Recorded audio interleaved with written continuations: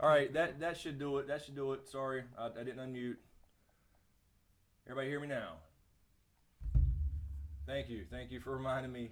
James didn't remind me again. I'm trying to post to Facebook that we're live streaming, and it's pulling up the wrong link. I keep trying to put a link in there, and it's pulling up the wrong YouTube page. Okay. So they can hear us now. Okay, do we sound okay? Is too loud, too low?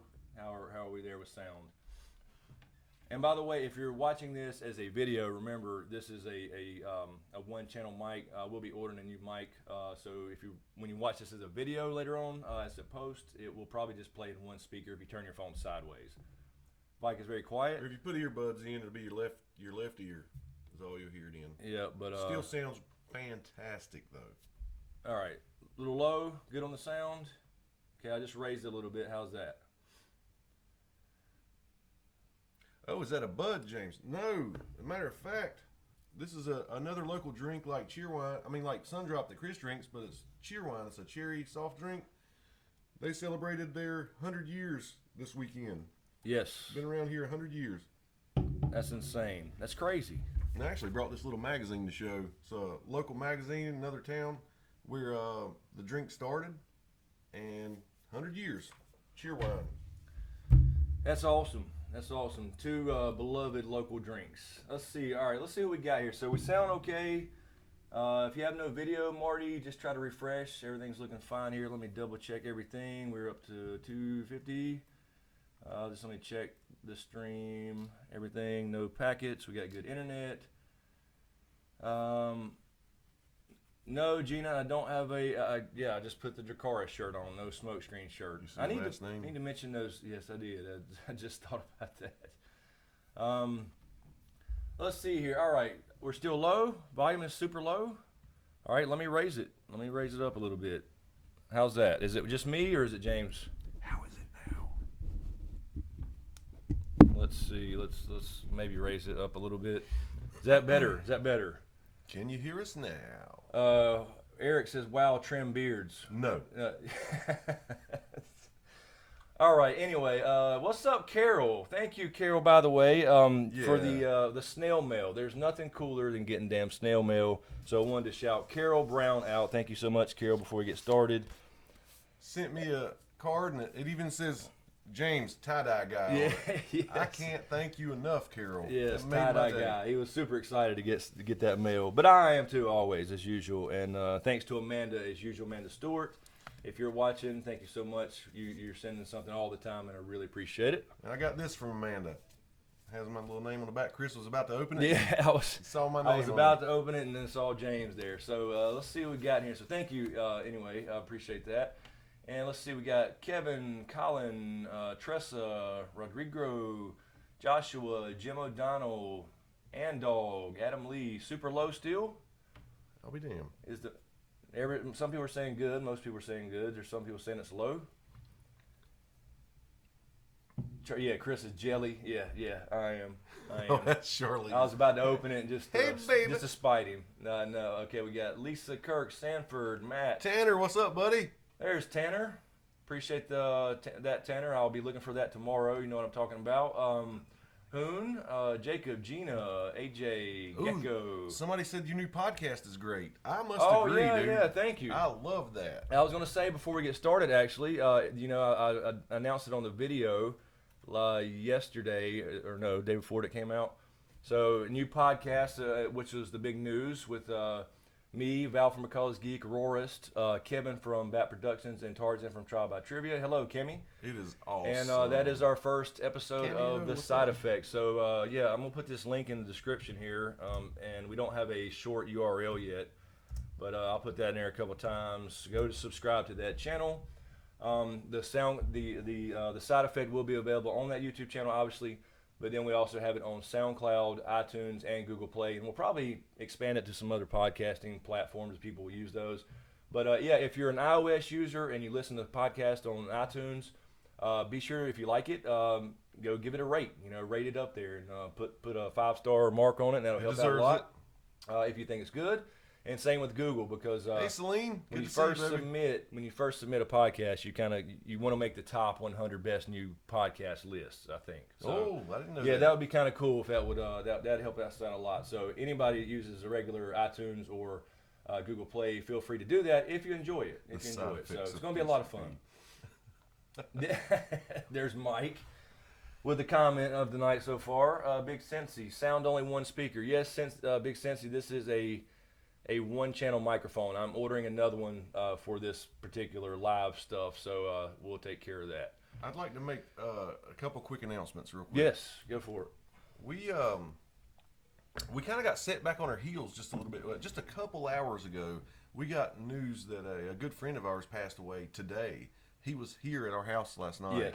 Yes, And very, we're very stunned odd. by that. So we didn't eat, and we got pizza on the way. If you hear Riddick barking in a Yes. minute, it's the pizza guy at the door. Yeah, we had to order pizza at the last minute, so we may have to be interrupted for a couple minutes, but Yeah, that should be any it time was just actually. crazy, and Yeah, we're still- it's weird. This is an old poker buddy of ours, and we Yeah. haven't seen him in probably 2 or 3 years. I don't least, know. yeah. I've talked to him on occasion, but he actually just stopped by yesterday, and he was actually going to get Chris to start coaching his son in basketball. yeah, I mean, it was we talked about all this stuff, Oh, and then wow. I get a call from a buddy, another mutual friend of all of us, longtime friend, and he gives me a call earlier, and he didn't wake up today. Mind So blown. it was just insane. So this was kind of a last minute, and that's why we were kind of we were all over the place trying to get this stuff together. So It is nuts. anyway, the show must go on, though. Yes. So that's the way I And feel we about are it. here. We are showing you. Yep.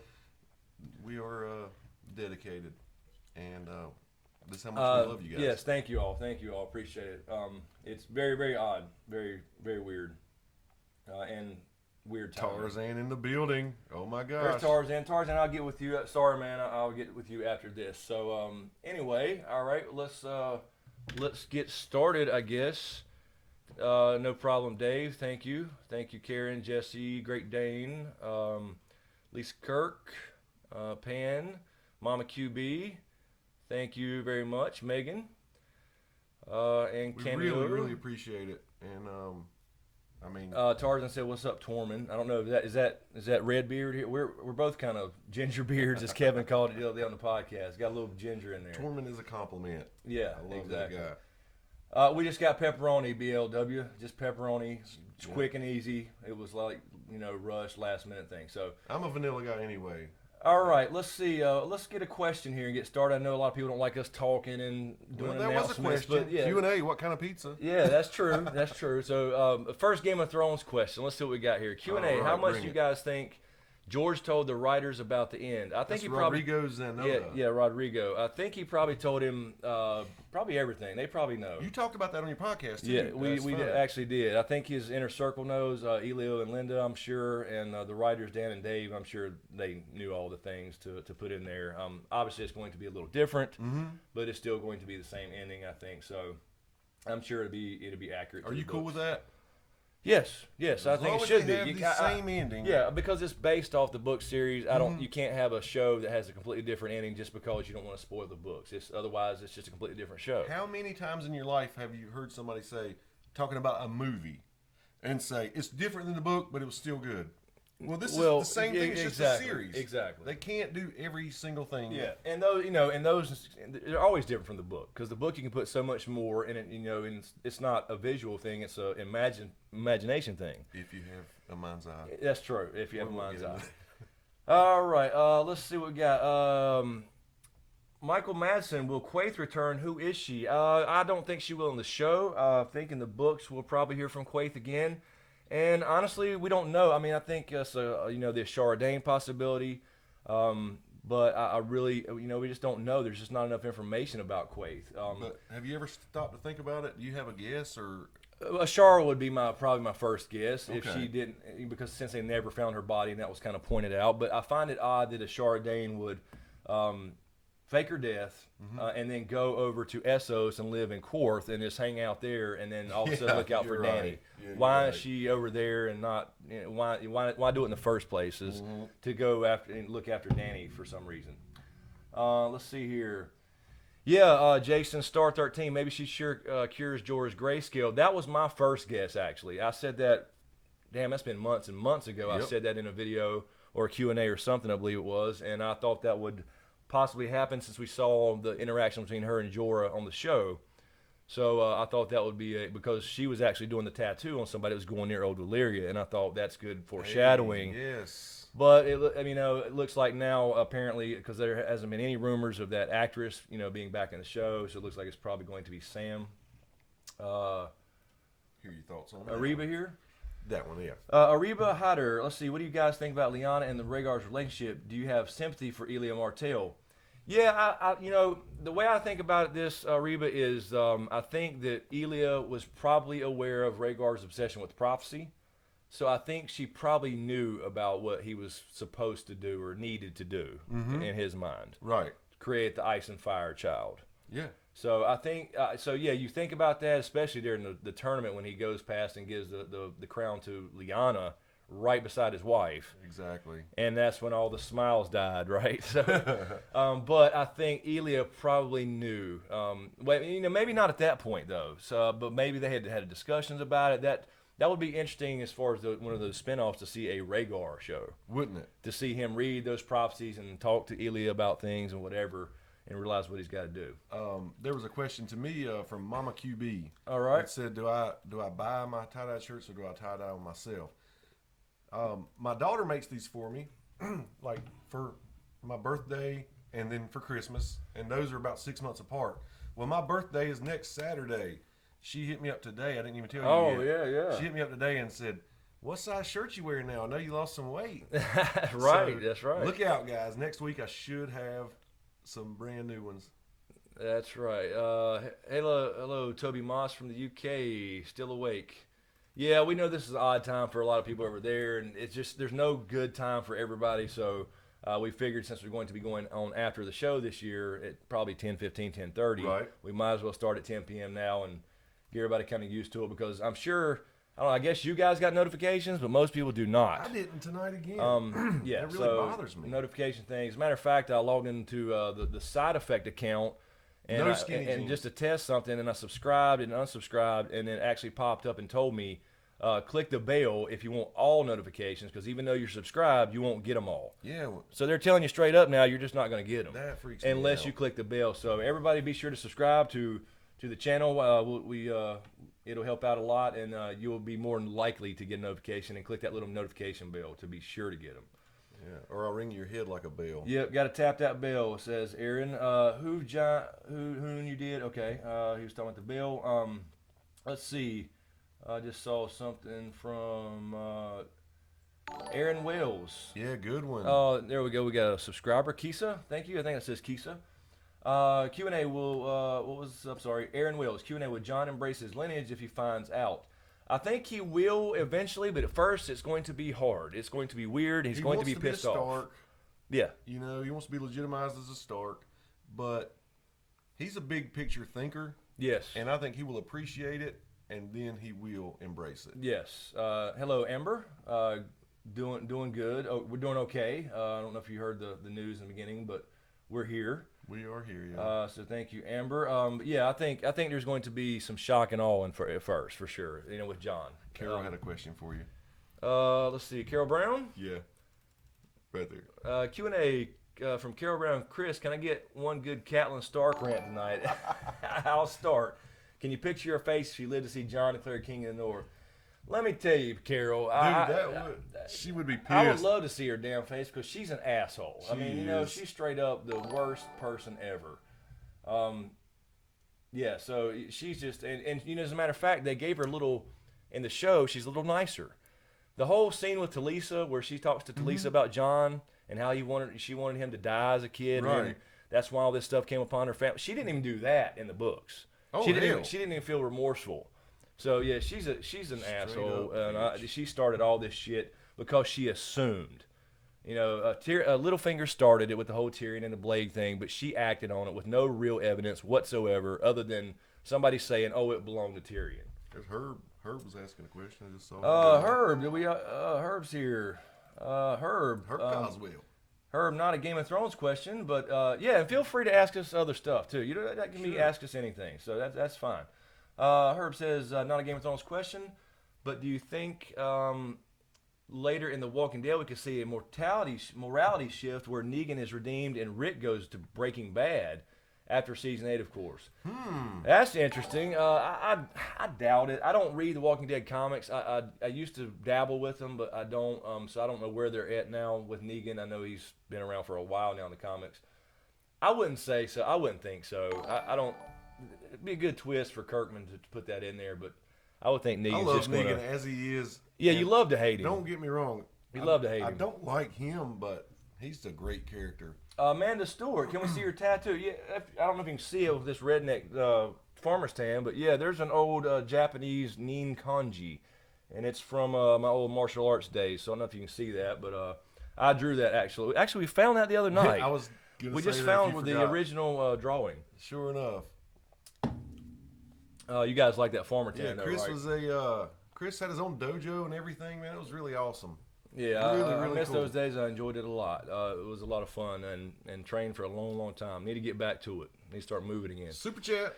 Super chat from BLW Q&A BLW22. Thanks, sir. Q&A. Do you think that Ashara found out about John and she was actually murdered because of it?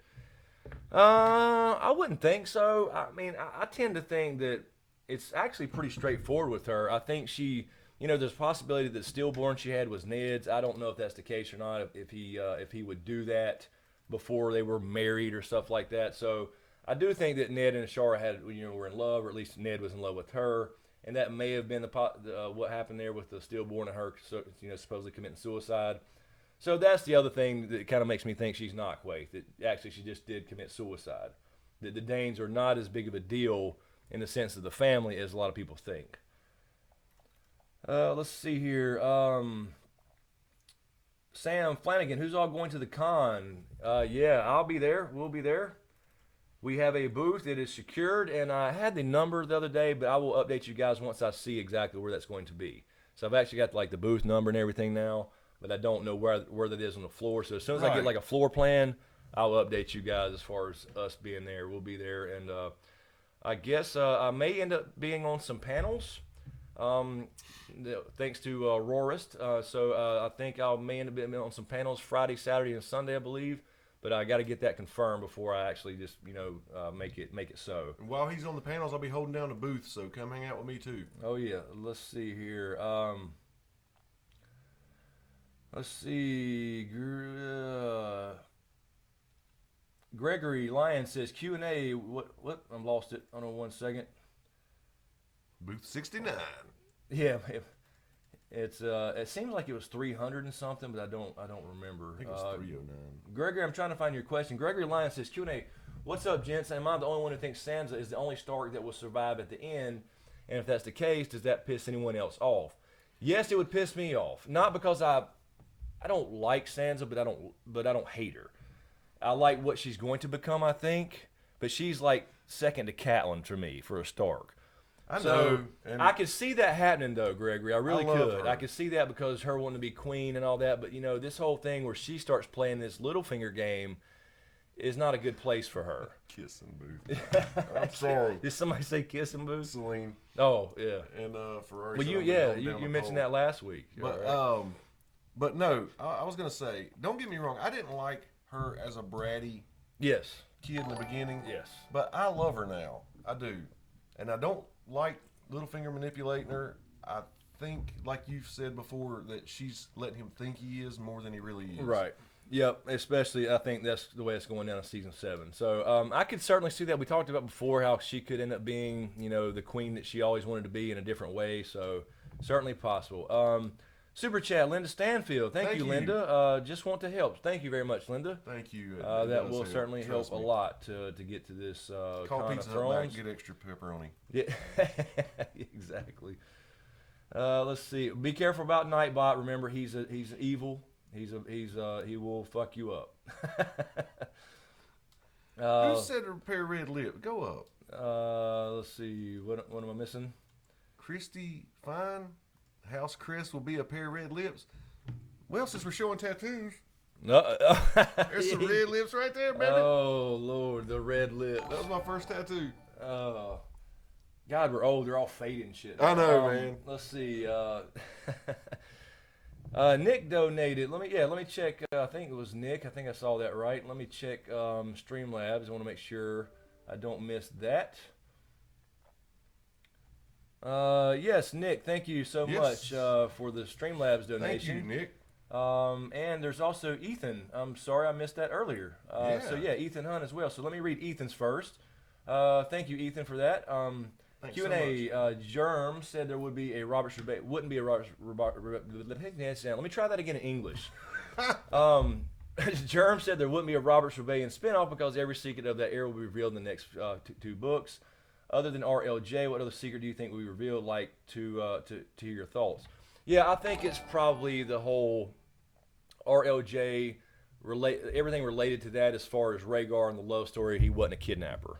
I think that's basically what we're going to get confirmation of. Right. But I don't agree with the whole assessment. We talked about this on the podcast this week. I don't agree with the whole assessment about not showing Robert's Rebellion just because we're going to hear more things about it, because people read the books and then watched the whole entire TV show and already knew things about it. So it makes no sense. People want to see that. That is such a good point. So, yeah, and thank you, Nick, as well. So Nick was the lot, last one. Thanks. Yeah. Q&A, do you guys think we'll see Tyrion actually ride a dragon?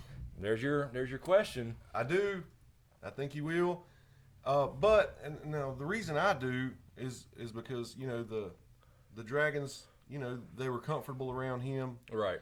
Now, maybe I'm reading too much into it, but, I was thinking that maybe he is. Yeah, I mean, they did that for a reason, so I could see it happening, and I also can see it not happening. I'm not there yet with the whole Tyrion Targaryen, but then again, you don't have to be a Targaryen. I understand. You do not have to be a Targaryen. Yeah, you're right. So he could technically just, be somebody they liked, although usually that takes a little bit, like in the books, Brown being Plum, he had this Valyrian blood supposedly, and they liked him. So that kind of hints that he would have to have some Valyrian blood. So maybe he is. Exactly. But we talked about the timing with that with Joanna and stuff. And it you were was saying more likely to be Cersei and Jaime. Yeah, Cersei and Jaime would more likely be Mad King's kid. Let's see. Super chat from Patrick. Thank you, Patrick. Glanville. There's no question there, Patrick. I don't know if you meant to have a question there. Was there not a question hanging over from last week that you meant to get to? Yes, there is, actually. Let me pull it up in just a second. Okay. Also, Aaron, is that Botcher or Boetcher? I'm sorry if I butcher your name, Aaron. Thank you for that. Be sure to live stream the heck out of Con of Thrones. We'll definitely be doing something there. Yeah, we've talked about that. There's going to be a lot of recording going on, and we may be able to do a live stream. We're not sure about the internet yet, so we'll have to kind of see. But, yeah, we'll definitely do something. Going to be a lot of stuff going on and a lot of fun. We got a pretty good setup going on, I think. Also, Charlize Q, thank you for the super chat, Charlize. Just want to help you guys out, but James, can you show us the tattoo again? You done opened a can of worms. I should have never shown the farmer's tan. That's what it was. Let's see, but really quick, like you just mentioned, we had a super chat last week from a guy. Yeah, and we never missed it totally. Yeah, completely missed it. But I did find it in the list. So Josh Friend. So Josh, if you're watching, this is your question from last week when you donated $5. Thank you, sir. Is it possible for Tyrion, the son of the Mad King, and Joanna Lannister, will Littlefinger try to marry Cersei as a side plot to win the Game of Thrones? See, we were just talking about that. And we were literally just talking about that. So, again, just to repeat that really quick, I think it's a possibility, but I'm not 100% there yet about. Look at there, you got some lips, and you're sweet daddy, and you got your tattoo up there. I mean, that's a possibility, but I'm not 100% there yet with Tyrion being a Targaryen. But they gave us a pretty big hint last year as far as him releasing the dragons. So anyway, thanks, Josh. And I hate I missed. And what about Littlefinger part of it? Did you? Oh, I'm sorry. Yes. Yeah, what was the other? What you said about that? Let's see. Will Littlefinger try to marry Cersei? I don't think so. I think. Okay, there's the pizza guy. I think I hear Riddick in there barking out the window. I think Euron will try. Euron will try. Okay, hold on. Hey, Riddick, quiet. We're on the air. Just 1 second, bro. But yeah, I don't think Littlefinger will try. I think he'll still try to play both sides. Riddick, you're gonna have to stop, man. We're on the air. Come on, man. Here, I'll run take care of it real quick. Okay. Yeah. So I think Littlefinger will try to play both sides of the fence with Cersei because he did promise a Lannister line flying over Winterfell, but I don't think he'll actually try to marry Cersei, and Cersei wouldn't have it anyway. All right. Yeah. Let's see the doggy. Yeah, I'd have to pick up this whole camera thing and try to rotate it. We'll have to get him on. He wants some damn pizza too. Yep, exactly. Yeah, Karen, I'm gonna get rid. We're gonna figure out a way to get Riddick on here. We just he can't come up this high, and so we're gonna figure that out. Oh Lord. What's up, King McKay? Yeah, watch out for Nightbot. He's insane, man. I'm telling you. And now everybody wants to see you, Riddick. Everybody wants to see you. They heard you talking finally. Let's see here.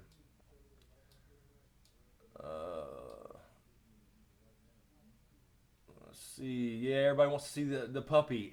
It's not such a puppy anymore. Amber, there you go. I see a question. Amber, Q&A. Do you think the whisper Cersei asked Qyburn about in season 6 could have been about the Night King, not Wildfire? That's why the cold breath in the teaser was about. I wouldn't think so. I think that was exactly about Wildfire. I think that's kind of what gave us the clue about what she was going to do, and she was planning to blow up this Sept of Baelor. Cersei doesn't believe in all that kind of like Tyrion said to Jon early on. So that's why I would think it would be kind of fucking cool and ironic for her to be a new Northern, Snarks and Grumpkins and all that shit. She don't like Queen in some way. I'm not necessarily sure that's going to happen, but I think it'd be cool. Jon Snow says Q&A is Sansa pregnant. No, I don't think so. I think that's pretty much out the window. I think there was a lot more time passed last year than we thought, so I don't think that's the case. Although it's certainly possible because originally that was going to be a thing anyway where Sansa was going to have Joffrey's baby or babies in the original script. All right. Let's see here. James is back here. Obviously, we got pizza now, so we can eat shortly. Let's see. Did I miss? Clinton, yeah, another super chat from Clinton Velasquez. Oh. How do you guys like the McCaffrey pick? I love Beast. It. Yes, I do. I wasn't sure about it at first. Right, but I've read up on him since then. Yeah, since I've looked into him and saw some of the early reports from camps or mini camps or rookie camps, I guess they are workouts. I'm liking it. I can see him coming out of the backfield now, and yeah, we just gotta have a line. That's first. That's what. If our line's okay, he'll fit perfectly. All right. Oh, another super chat from Aaron. Thank you, Aaron. Thank you so much. Again, Aaron, again. Yes. Do you think that Longclaw is actually Dark's sister? I wouldn't think so because, Jor would have to be lying about it, because he brought that from Bear Island when he went to the Night's Watch, and then, Bloodraven had already been up there as the Lord Commander, and I believe he had Dark Sister with him. We've all believed that he took it with him and then was ranging beyond the wall and disappeared. So it should be in the books. It should be in that cave. Now, we did see Mira pick up a sword in the show, just a random sword leaning against a wall, which was an odd place for it. It was. In the cave when they were about to run from the Night King. So I was hoping that would be it, but apparently it was not. I know, and I thought you were onto something. Yeah, I saw that sword leaning against a tree, and it looked badass, and I thought it could be Dark Sister, but I don't necessarily think we'll see. I think we'll see that stuff in the books for sure. Another super chat, thank you, from KC. Chris and James, I love all your videos. I think I've watched every single one. Watch out for, I'm kind of throwing words in there. She just said watched every one. Every single one. I'm trying to make it sound better. Thanks for showing off them tattoos. No question for me, just help me out. Thank you, Kay. Thank you so much. Yeah, man. I was glad to show off my horrible farmer's tan. Oh, I got to get out in the sun. That's the way it happens here in North Carolina, though. We don't have any gradual. Yeah, that's right. It doesn't go gradually from spring to summer. No, it's just it jumps back and forth. Yeah. And before you know it, you have a farmer's tan. You drive down the road one day and come back home and you're stuck with a farmer's tan. Exactly. Eric says we can eat. No, we'll take a break in another 10 minutes or so. We used to do about 45 minutes and take a little break, so we'll grab a bite between sessions. Let's see. Let's see here. Wait a minute. Who said the Celtics are only down 1 point? Brian Valencia? Wow. that's That's just shocking. That's just embarrassing. Sandra donate. Let me check Streamlabs. I got to keep remembering Streamlabs. There's two different things with the Super Chat and then with Streamlabs for the trip. Yeah, Streamlabs is what fills up the little bar there on the thing from the trip. Did you already see that one? No, I didn't see that either. See, we don't get these notifications. I just kind of see them out of the corner of my eye right here. So Cal, thank you so much for the donation. Love your show. Thank you very much. Appreciate that. Really definitely do. help. And this is all Conathrone's trip money here. That's what the little bar fills up for with the Streamlab donations, as opposed to Super Chat. But Sandra also $7.39. That's an odd number. It is. I'm sitting here racking my brain. Yeah, I was trying to think. Does that mean something? Anyway, thank you, Sandra. Oberyn made such an impact with season 1. Do you think that will be same with Euron or be killed very fast and that's to kill that storyline? Yeah, I've said this before. I don't think Euron's going to be as big of a deal in the show. They're wrapping this up pretty quick. They just don't have a lot of time for all those Euron storylines or whatever's going on. So I think it's going to be pretty straightforward. He tries to marry Cersei. She agrees to it. She won't really ever go through with it. They'll try to screw each other over. And I think because of you, though, I think you'll have people reading the books because you describe him as a pretty awesome character in the books. Yeah, he's a made me wanna go twisted, back. sick, wannabe god is what he is. He's insane, and plus the whole thing with his Victarion and all that in the books. That's what makes it even better. So I didn't like Euron the Kingsmoot thing in the show. I think I said that during that review that episode, Right. because he didn't have the horn. The dragon horn was everything. That's what won him the Kingsmoot. Like, I can promise you this, that, and this, Right. because I have this dragon horn, and I'm going to get this dragon queen, and I'm going to steal her dragons. And then in the show, they used the plot device of the ships. She can have my fleet if she marries me. That's a lot weaker. Man. Yeah, so that's what makes me think that Euron's not going to be that big of a deal, or in the show at least. Let's see. So thank you again, Sandra and Cal. Let's see. Did we miss a super chat again? Yes, we did. Carl okay. the First. Yeah, Carl the First. Thank you. Thanks so much, buddy. Hey guys, finally figured out super chat won't work in iOS, so I'm now on the iMac. Q&A. Thank you so much. Appreciate man. that. Q&A, do you guys think there will be any rekindling of the great Littlefinger-Varys rivalry, or are they done as a pair? That's funny. That's funny. That. I just asked that because I just put a video on that yesterday, or the day before. I'm maybe lost. the day before yesterday. I don't even know what day it is. So yeah, I just talked about that a little bit. It was more of like a cool parallel because the Ice and Fire parallel with those two. But then also at the end, I was talking about kind of like, will they meet again? Varys is responsible for killing Kevin Lannister in the books. Spoiler warning for books, by the way. I'm sure everybody is up to date here. But so, yeah, I was thinking that Varys could be responsible in the show for having Littlefinger killed. But we've talked about that a lot. I mean, I still think it's going to be Sansa regarding Littlefinger. So I hope they meet again. I want them to. I certainly hope that's the case. Mark Clark, another super chat. Thank you, Mark. I don't see a question. I'm not sure if you had one. If you meant to have one, yes, please resubmit yes, it. Or reach out to Celine or somebody. Get it to Celine or retype it or something if you meant to have a question. But anyway, thank you, Mark. Mark Clark. Let's see. Mike says Jerem already wrote the books. They're boxed up in his garage. So everybody blame Mike Bushnell. Lisa Kirk, plug your phone in. For not having books.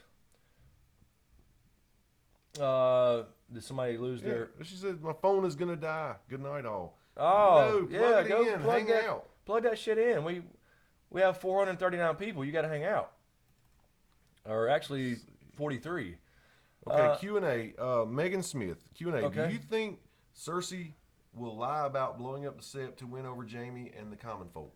Oh yeah, yeah. She'll lie through her damn teeth. She had nothing to do with it. Yeah, she had nothing to do with it. It was an accident. Yeah, I mean, she just don't know how it happened. She'll absolutely bullshit her way through that because who's going to support her? But then again, on the other side of that is she could say straight up, "Yeah, I did it." And if you don't want, if you don't, admit I'm your queen or swear your fealty, Yeah. I'll fuck you up too. So I can see it going both ways. But yeah, she'll lie through her teeth. Oh Lord, we got Takoa. What's up, Takoa? Hey, Jaden, Bubba. Q&A. Do you think Rey is related to Obi-Wan? No, no, no, no. She would have to be the grandchild, man. This is about the Skywalkers. No. Now the guy on your podcast seems to think so, right? Yeah. Kevin is on the Obi-Wan train a little bit, I think, but Yeah. it would have to be the granddaughter, and you have to go back and explain that. I mean, it's certainly possible, but Kathleen Kennedy said it's about the Skywalkers, and I think you have Doris. two Skywalkers now with I see that. Kylo and Rey. Charlie says, "How does Varys take a piss? Everyone is crushing on James. Everybody's crushing on I need you." to go back and read these comments. man. Yeah, I've been missing apparently. out. I mean, we're missing a lot. They're flying by as usual. I've always wondered that too, man. I've always wondered. I guess there's just there's a Mike hole there. Bushnell, show us the tramp stamp. There is no tramp stamp. I promise you that. Oh God, that's bad. Oh, Carl the First is back, I think. Let's see. We got Carl the First. Again, Thanks so another much, super chat. brother. Appreciate it, man. Sorry, Chris. It was a busy weekend, so I'm behind on my YouTube subscriptions. I'll be watching your Bears Littlefinger video in the morning. Signing off for the night, but have fun, guys. Thanks for all the good stuff. Thank you, Carl. Appreciate that. Thank you for the donations, and have a good night. Thank you so much. Let's see. Mike. Yes, sir. Let's see. B.S. Stoned says, "I'm not a book reader. I plan on reading them when the show is over. I don't want to be disappointed." Yeah. Some people choose that route. And there's actually somebody from, I was reading the other day, I can't remember who it was, that is doing the same thing. They're not going to read them till the show's completely over, which is crazy. And I mean, you got to hear stuff, right? Watching these channels. Did you see another comment there, James? Somebody said a rumor about me. Rumor? What rumor? What's the rumor? I don't even want to read. Yeah, Somebody said there's a rumor that James boned Ross. what the hell? Hey, Ross, I think of Friends. I guess I don't know. Let's see. Nikki Kimball, Q&A. Have you guys ever noticed the similarity between how the faceless men watch the bodies and the ritual that Melisandre used to resurrect Jon Snow? Is the many-faced god or lore? That's a good question. That is a good Yeah, I question. think there's similarities only in the sense of they probably kind of sprouted from similar places. We know how the faceless men started with the many-faced god that was in the minds of old Valyria. People were basically praying for death, and somebody said, "You know what? I'm gonna start granting their gift." Mm-hmm. And then they started turning on the masters, doing the same thing in old it was a Valyria. gift. Then you had the Doom of Valyria and all that stuff. So that's how they started. The many-faced god people they acknowledge that everybody worships all these other gods and religions, but that basically, you heard what Jackin said, in the end, it doesn't matter. A face will be added to the hall. In the end, it doesn't matter who you worship. They go to the same place. They all die. Exactly. So it's essentially like the stranger, any is in the seven and that kind of thing. So, but yeah, I would No just think fair, it's Celine. those. What's that? Yeah, just yelling that out. They're trying to get me red. Yeah, they like to see you blushing, man. Well, because I can't control it. My whole life, man. No poker face. You know that. Jamil, is that Jamal? I'm sorry, it's running by Jamil or Jamal 44. Will Varys betray Danny? I was going to pull that one out for you. Go ahead. I don't think so. The only reason I think it's certainly possible. Would you but be shocked? I would be shocked if it happened Okay. because this whole time, this whole entire show, and in the books, this whole thing. Well, in the books it's Aegon, and so I think it'll still end up being Danny in some way in the books too. But that's what it's all been about for him. It's been all about him. And him and Illyrio getting together with this Targaryen restoration. Exactly. So I can't see that whole build up and you find out what he's really up to, and then all of a sudden he's going to betray her. So I think I would be shocked to see that. He's one of, I think, her biggest, strongest allies right now. Yep. Most influential. Let's see here. Super chat. Super chat just popped in. Let's Jordan see. Bricky. Jordan Bricky. Thank you so much. Thank you. Q&A. Could Arya die with a face on and the others think she's still missing? Also, That could would the final battle take place at the Eyrie? Bloody Gate would help. Does death make the face? Well, yeah. I mean, if it's the, I guess it wouldn't because it is an actual face and it's an actual, basically a mask. Yeah, as magical as it looks on there, it's. Yeah, I it's, mean, there is magic involved on how it's it gets a real bonds. face, though. It is a Yeah. real face, so I guess technically, yeah, that could happen. That's interesting, and that could go into the whole, the John thing in the books with they'll find you in the winter. Once winter comes, they'll find her with needle still frozen in your hand. You know, Oh, basically, yeah, I'm paraphrasing there, but you know what I hate it mean. when you say that all the time. But that bothers me there too. The bloody, yeah, I've actually thought about the Erie thing too, because when they went out of their way to explain it's impenetrable, and they have to go through the bloody gate, which Right. is this pathway where you have to have basically a single file line almost, and your armies does no good there. It's almost like Thermopylae with That's exactly what I was exactly getting ready like to compare it Thermopylae to. in 300. So I thought about that, and I wouldn't be surprised if we do see a battle there. Now, I don't think it ends there. I've said a million Right. times, I think it ends at the God's Eye. But go check out Dragon Raised by Wolves series 1 through 4 for all that. Let's see. And as soon as I'll scroll back up, another super chat. Clinton Velasquez, thank you. Thank you, Clinton. Will we see Jackin again? Could he be Howland Reed? I don't think we would do in the show, only because they don't have time to introduce those Citadel storylines like in the books. So I don't think so in the show, and I do not think he's Howland Reed. Doesn't really fit. I think Howland, that goes into the God's Eye thing. So Yeah, Howland is Howland. He's just chilling somewhere. yeah, so check out Dragon Raised by Wolves for that. We talk a lot about Howland in the God's Eye, where I think he could be, because there was several times he should have been in Winterfell, Yep. and he wasn't. That was Rob in John's coronation, especially the John one, because they had the big important discussion about the White Walkers. Exactly. I mean, why would you not be there? Streamlabs. We got a Streamlabs. All right, let me refresh that. Let's see. Couple of them. Yeah. So okay. Heidi. Thanks, Heidi. Thank you, Heidi. Have fun at the con, guys. Dare one of you to dress up as Danny. Yeah, that would be a fun cosplay. I don't cosplay. I'm interested to see how many costumes will be there. Oh yeah, I cannot wait to There's see a whole contest and everything, so Yeah. I'm sure there's gonna be shit tons. some So great ones, man. yeah, that's gonna be fun to see. Yeah, that would be funny. I can see you as Danny. Oh, let's see. I guess Yeah, some hey, stuffed- I told him stuffed before. Hey, I dragons. told him before, when I get to 100K and they want to see, I don't know why this became a thing, but the whole hat thing. Oh yeah, it's coming Yeah, off. hey, I'll grow my hair out long and dye that shit silver. I don't care. That'd be funny. Please do it. That would be hilarious. But we got a while to go. Hopefully maybe we'll get there in the end of the year. That'd be kind of cool. I predict we will. I was hoping to get to 50K before Con of Thrones, but we got a month or so. So I'm only at Yeah. 41, some change. I don't know. That'd be one hell of a push. So I be think- sure to subscribe and we'll get I there. think with the con and when the season starts, I think you should reach 100K by the end of the year. Nah, well, it's hard to say, man. There's so many good channels.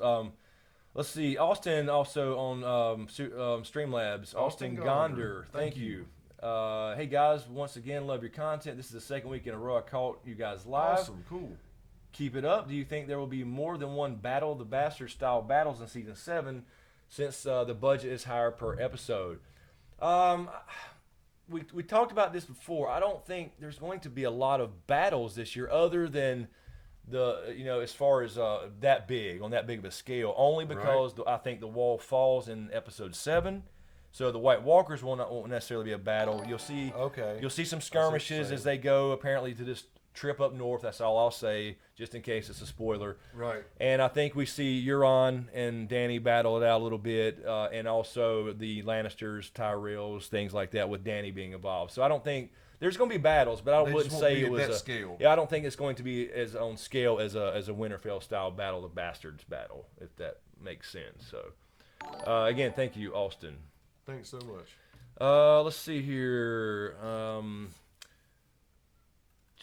Somebody said you skipped my super chat. Uh-oh, where are we at? What did I miss? Right, go up.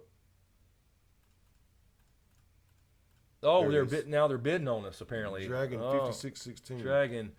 Dragon 56. That's okay. Let me find it. I don't see it. When was that, Dragon?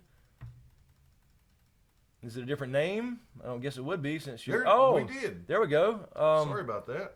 Sorry about that's odd. I swear that was not there, because that was right after Linda's. So Dragon, thank you. 5616. Will Jon and Sam reunite, or will Sam remain in Old Town with Gilly and communicate with Ravens? P.S. What did Dabo say to Mathos' sun drop? So Son, drop. I think Sam will have to get the hell out of Old Town at some point in season 7. He may try to go to Winterfell to John or wherever he is. I was hoping we'd see some glass candles and stuff, but I don't think we're going to see that in the show to communicate that way, because I want him to meet Morwen and learn some magic and become a wizard. But I'm thinking that Randall's pissed about that sword, and it may be a Euron thing with Old Town too, because Euron's may be something going on in the books there as well. So yeah, I think it's possible that he gets out of there sooner than we think. I mean, he's probably there a while as far as the timelines and stuff, as far as learning some stuff. But I don't think he's going to have time to become a full-fledged maester. And also, it looks like Muse. Thank you so much. There wasn't a question there. I'm not. Yeah, that's weird. Patrick Glanville, there's no question there. Patrick Glanville. Yeah, I think we did mention that, but there's no I think question. Somebody else that we told. There was no question. Making sure we're not missing any more of those. That's them. odd. I swear that wasn't there, because I mean, it was that was Mark Clark. We told that. Yeah. Okay. So yeah, if any of you guys that donate on Super Chat and don't have a question, if you meant to have one, just try to track Celine now. Let's see. Chris is Bay. Oh Lord, thank you, Megan. Thank you. Yes, you are. Oh Lord, they were bidding on you earlier or something. What are they bidding on? I'm not sure what's going on here. What's going on here? We're Yeah, I can't see the questions tonight like I was last week. There's so many like Streamlabs and stuff tonight. Yeah, let's see here. All right. We got a super chat just popped in. Patrick Glanville, thank you. Without revealing any book spoilers, what did y'all think of that zombie character? I hated that plot device and other resurrections. Are we talking about what zombie character are we talking about? Is it when you said that you had heard that they were going to get a white?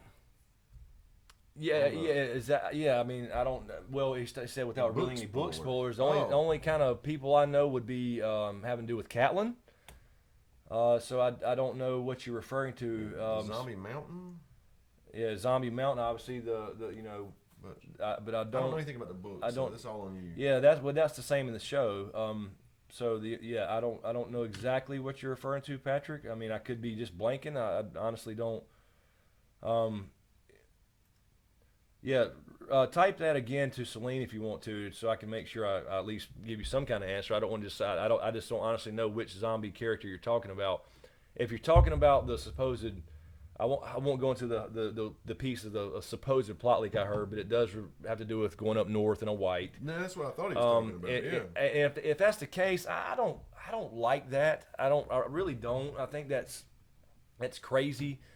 But because we saw that before. We had them try to bring the hand of flowers down to King's Landing by the time it had rotted.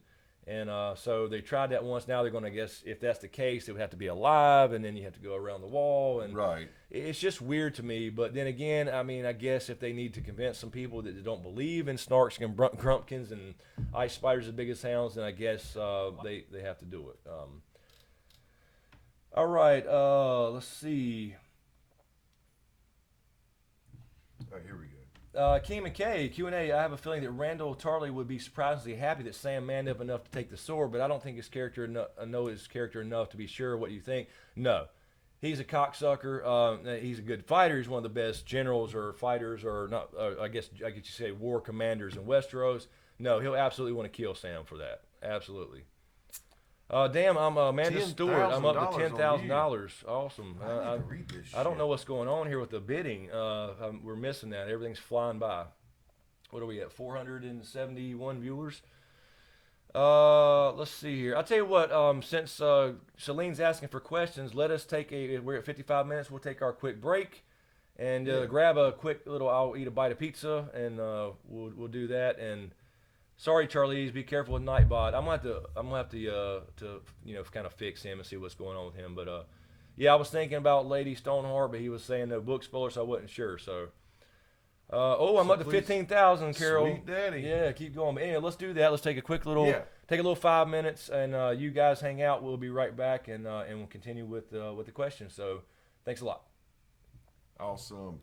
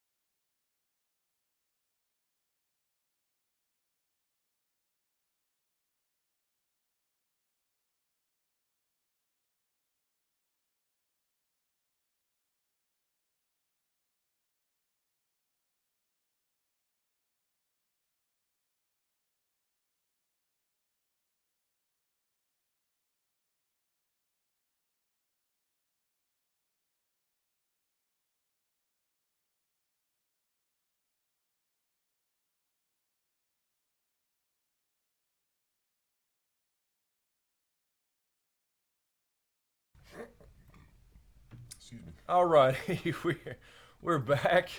We swallowed a piece of pizza real quick, and before we fainted. I saw earlier we were on break there and saw. Was it Amanda had a Stewart for Amanda Stewart had a question for Celine, and looks like we lost a chunk of people. I'm not sure what's going on with this bidding here. That was 90 people.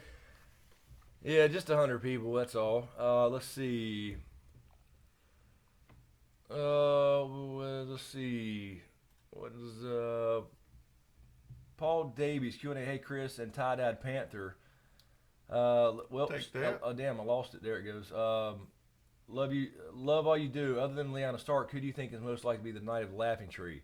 I don't think it can be anybody other than Lyanna. Right. I mean, I don't think Hallen was not a knight. It's specifically said that Lyanna, they really played up her horse riding ability, and they even did that in the show. Was a kind of just watched it the other day. I think it's a little shout out in the show when she was running circles around them, and they was like, "Stop showing off."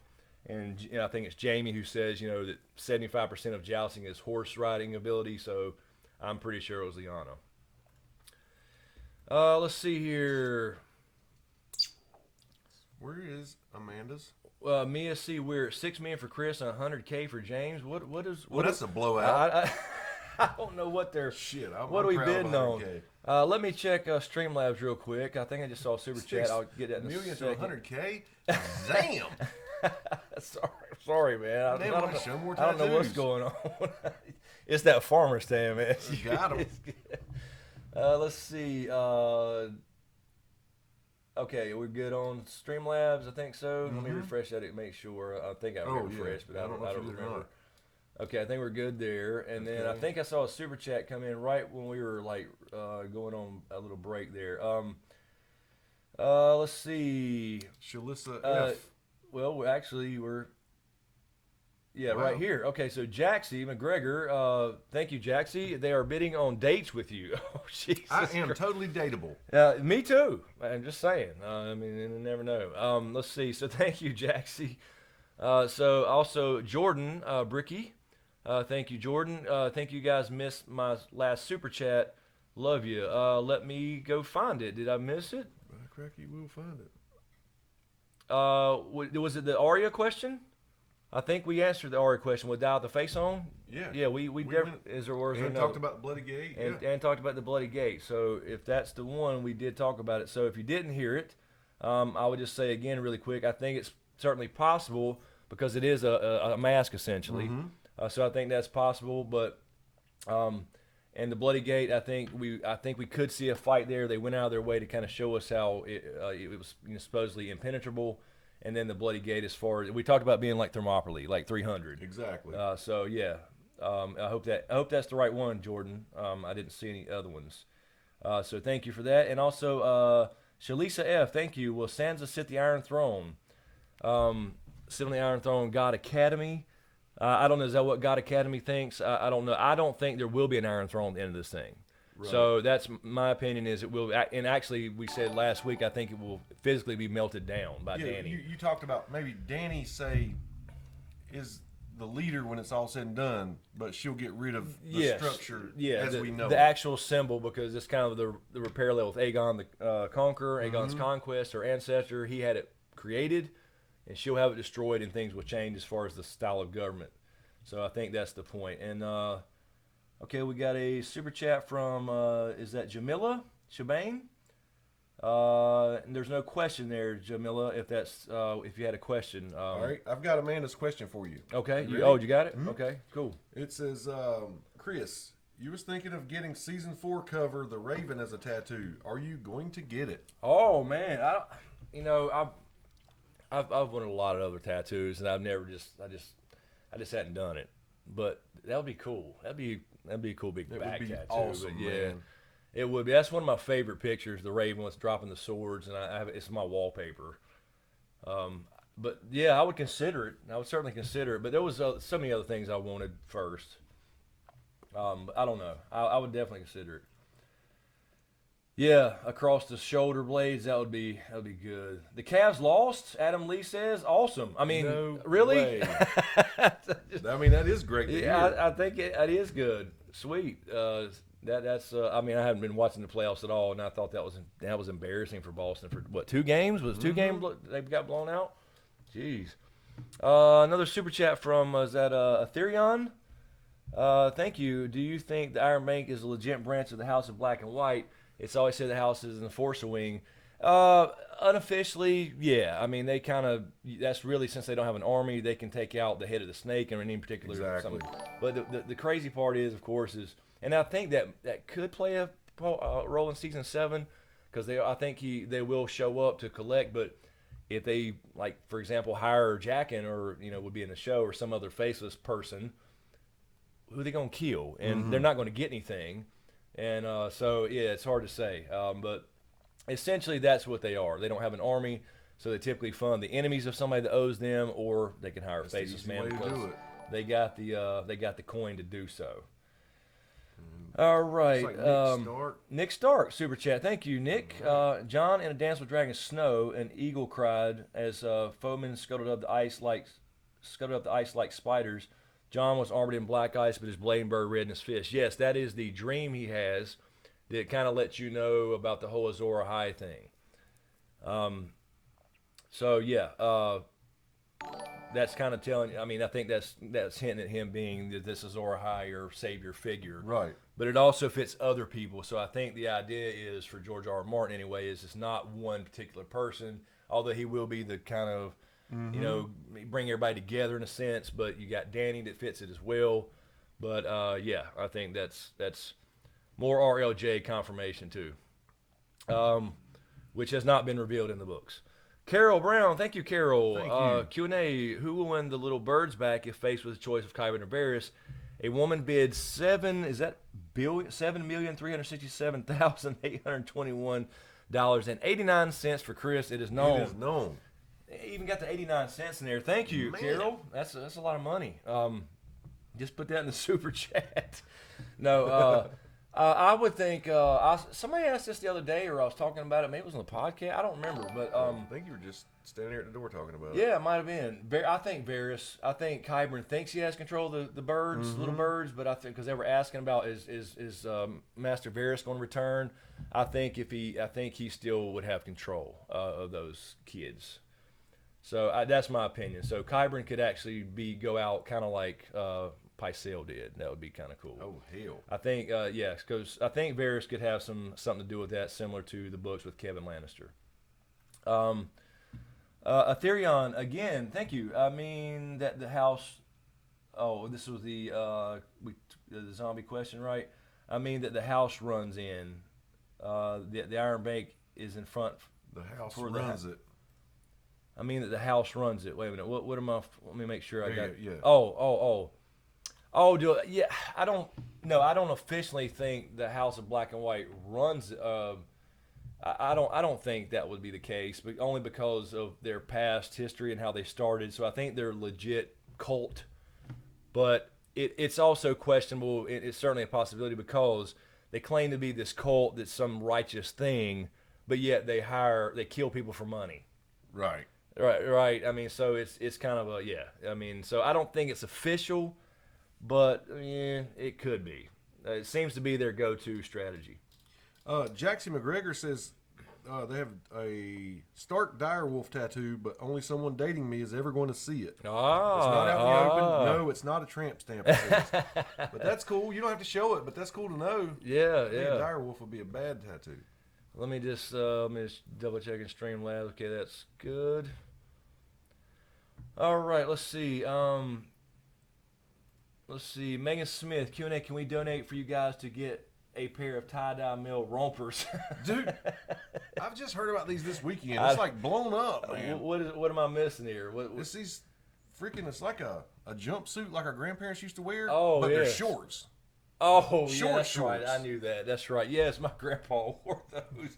The full damn suit, man. Is that coming back? Is that a thing now? No, these romper things, man. Hey, I'll do it if it's comfortable. I'll do it. I don't care. Let's see.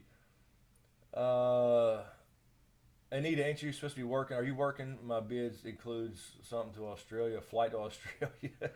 Jeez. All right, let's see. Stacy27 says Q&A, will Sam actually make it to John this season? That's a good question. I don't know. I would. It kind of depends on the reveal. If he gets the reveal this year, or if that's a season 8 thing. And I'm mixed about that. I think I want him to find out as soon as possible. And I think Bran and Sam and all them, I could see it because I think It had to be at the end, wouldn't it? If it's this I season, would it had think to be at so. the end. I would Because think- we got to have a couple setting him up in the citadel there and everything. Yeah, I think it would have to be the end of the season if that happens. But I could also see it happening in season 8 because I think it's a possibility that John doesn't find out until season 8. Oh, shit. Melissa Israel. Chris, how are you single? If I wasn't married, I would hit that so hard. What? Hit what? Hit what? Yeah, forgot what all hitting shit's about. Melissa, I don't know. It's just, I just don't. I'm working 90 hours a week on this shit. That's why, really, honestly. But thank you. Carrie Nevis, I just saw a question. Chris, wait a minute, hold on one second. Okay, Celine. Hold on, Celine. Okay, Hold on. all right. I saw Carrie's. I just lost it though. I may have lost it for good. 1 second. Carrie There it says, is. Q&A, do you think it's possible Scepter Lochmoor is a Shara Dane? Yes, I think that is a possibility. With Aegon and everything, I think that's certainly possible. It was Aerys who dishonored her. Fagon is her son. Illyrio took in her, raised the boy until he's given a clue. Yeah, I think that's certainly a possibility, and that would kind of fit the whole thing about Ashara committing suicide, supposedly, and then her having a purpose after that. So that would kind of fit. So that's a book only thing, but yeah, I think it's certainly possible. All right, and Celine, you said answer. Let me see. Is this the Janine Curtis? Is that what we're answering, Celine? Janine Curtis Q&A. If Bran ever finds out he was pushed from the Broken Tower, and by whom, do you think he'd tell his sisters, prompting Sansa to order Bran to kill Jaime? I think it's possible, but we said this before. I don't think Bran, after he realized, accepts his destiny, so to speak, as the new three-eyed crow, three-eyed raven. It had to happen. It was like it had to happen, otherwise he wouldn't have got recruited probably, and he probably wouldn't be all about vengeance. But I could see if Sansa found out, right, exactly. Even though Bran it's wouldn't out of want Bran's it, hands then yeah, I could certainly see that happening. But I still think that Jaime kills Cersei and goes out at the same time, whether it's a suicide type thing, I don't know. It pissed John off too. We talked about that. Yeah, before. I mean, I could certainly see it. So I would rather honestly see Jaime live for a while and do something else and kind of join the bigger picture. Yeah, there's Celine grabbing a Herb Cosmo. Okay, so Celine from Herb, Q&A, please answer this question. Do you think that it's possible that Rhaego, Dany's son, is still alive? I don't. I don't.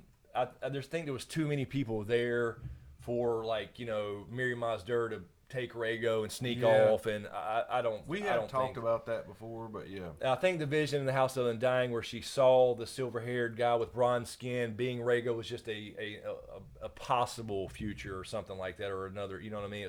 There's no time there, so I think that's what that was. Tapley, answer that. Tapley Rush or something. Tapley Rush, I believe. Q&A, do you think Sansa's pregnant? There are a lot of hints from Ramsay she made herself new clothes which to hide the baby bump. Also, Sansa said, I can feel I said this earlier when somebody asked. I kind of got that sense too with the whole, I can still feel what he did inside of me. I don't think so though, only because they don't have time for it. And she's not even on the book, she's not even in Winterfell, so this is not happening to her. So I don't think so, only because of the time thing. But I think it's possible only because originally in his original draft, she was going to have Joffrey's kids, so they could have changed that up a little bit maybe. So it's possible, but I think there's too much time has passed now. I think there a lot more time has passed between the time she left Winterfell and then went up to the wall and all that stuff. More time than we think. So we'll see. Right above that one. Right there. Okay, above the Ash Shaw. Yeah, Ash Shaw. What do you guys think Ned's plan was for John?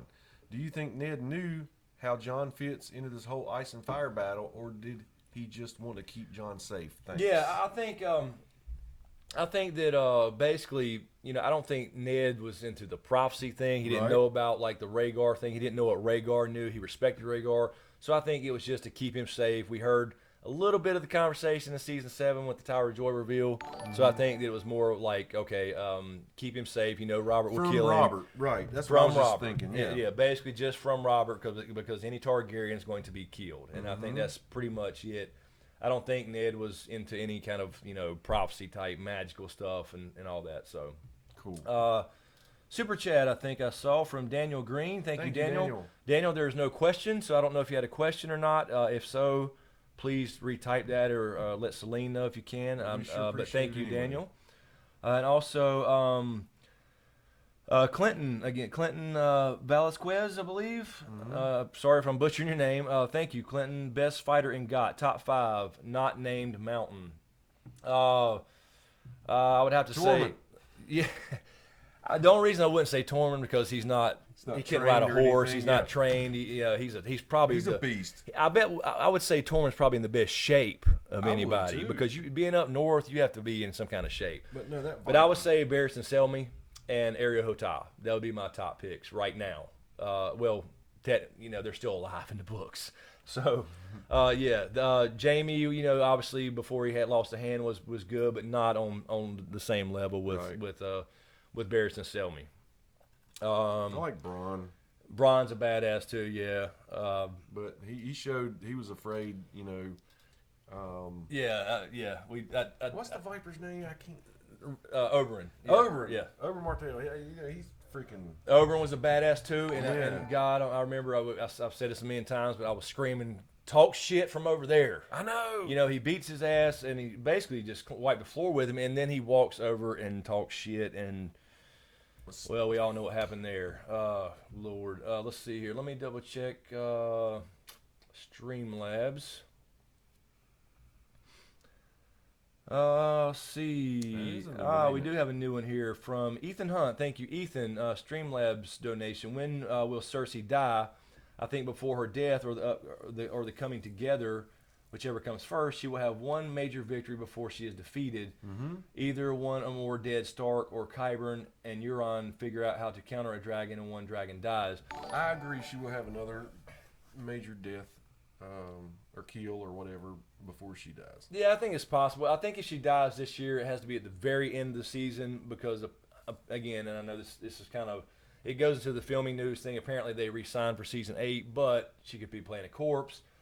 She could go to the end game completely. We just don't know, but we'll see Winter and King's Landing this year for sure. So, as far as another victory, I don't know. Val and I last year predicted she would have another one before she goes down, and she did with the damn Sept. So Right. that was almost her last Huya, I think. Now she will team up with Euron and promise all this stuff and not follow through with it, I think. So there will be, in a sense of that, maybe another small victory before she goes down with, the Sand Snakes or perhaps Yara, Greyjoy. So I think that's certainly possible. But yeah, she won't actually marry Euron, or she'll agree to it, but she won't actually do it. She'll put it off or whatever until she tries to kill him, and he'll try to do the same to her. So they're perfect for each other. Let's see. Celine has a question from. Sorry, I'm scrolling wrong. Ryan Shelby Q&A from the Celine grabbed. Q&A. What do you think the very last shot of the series will be? Yeah, go for it, Chris. The very last shot is going to be. Well, I don't know because I see two shots potentially intertwined. Right. I see Tyrion sitting there sipping on Imps Delight. You said feet propped up. Feet propped up, sipping on Imps Delight, whether that's in, Castle Rock or some other place, who knows. But I also saw this picture of, like, the snow starting to melt and a little flower poking up through That would be cool. as a dream of spring. Yeah, Like, that here, would be there's really there's a cool. chance here to recover from this. But, Tyrion sipping on Imps Delight and telling us the end of that fucking joke. That's the last scene. In the show, at least. That's my pick. I called it. Let's see. Hold on one second. I saw a super chat, but Celine grabbed another one from Daniel Green. Yeah, he was the one that put the 5 super chat. but Okay, didn't have a Daniel's. question. Okay, awesome. Glad you got that. Daniel Green, Q&A, is it possible that all the events we have seen and still to come have already taken place? Brands, visions, and time traveling make me think and question the entire timeline. Thanks.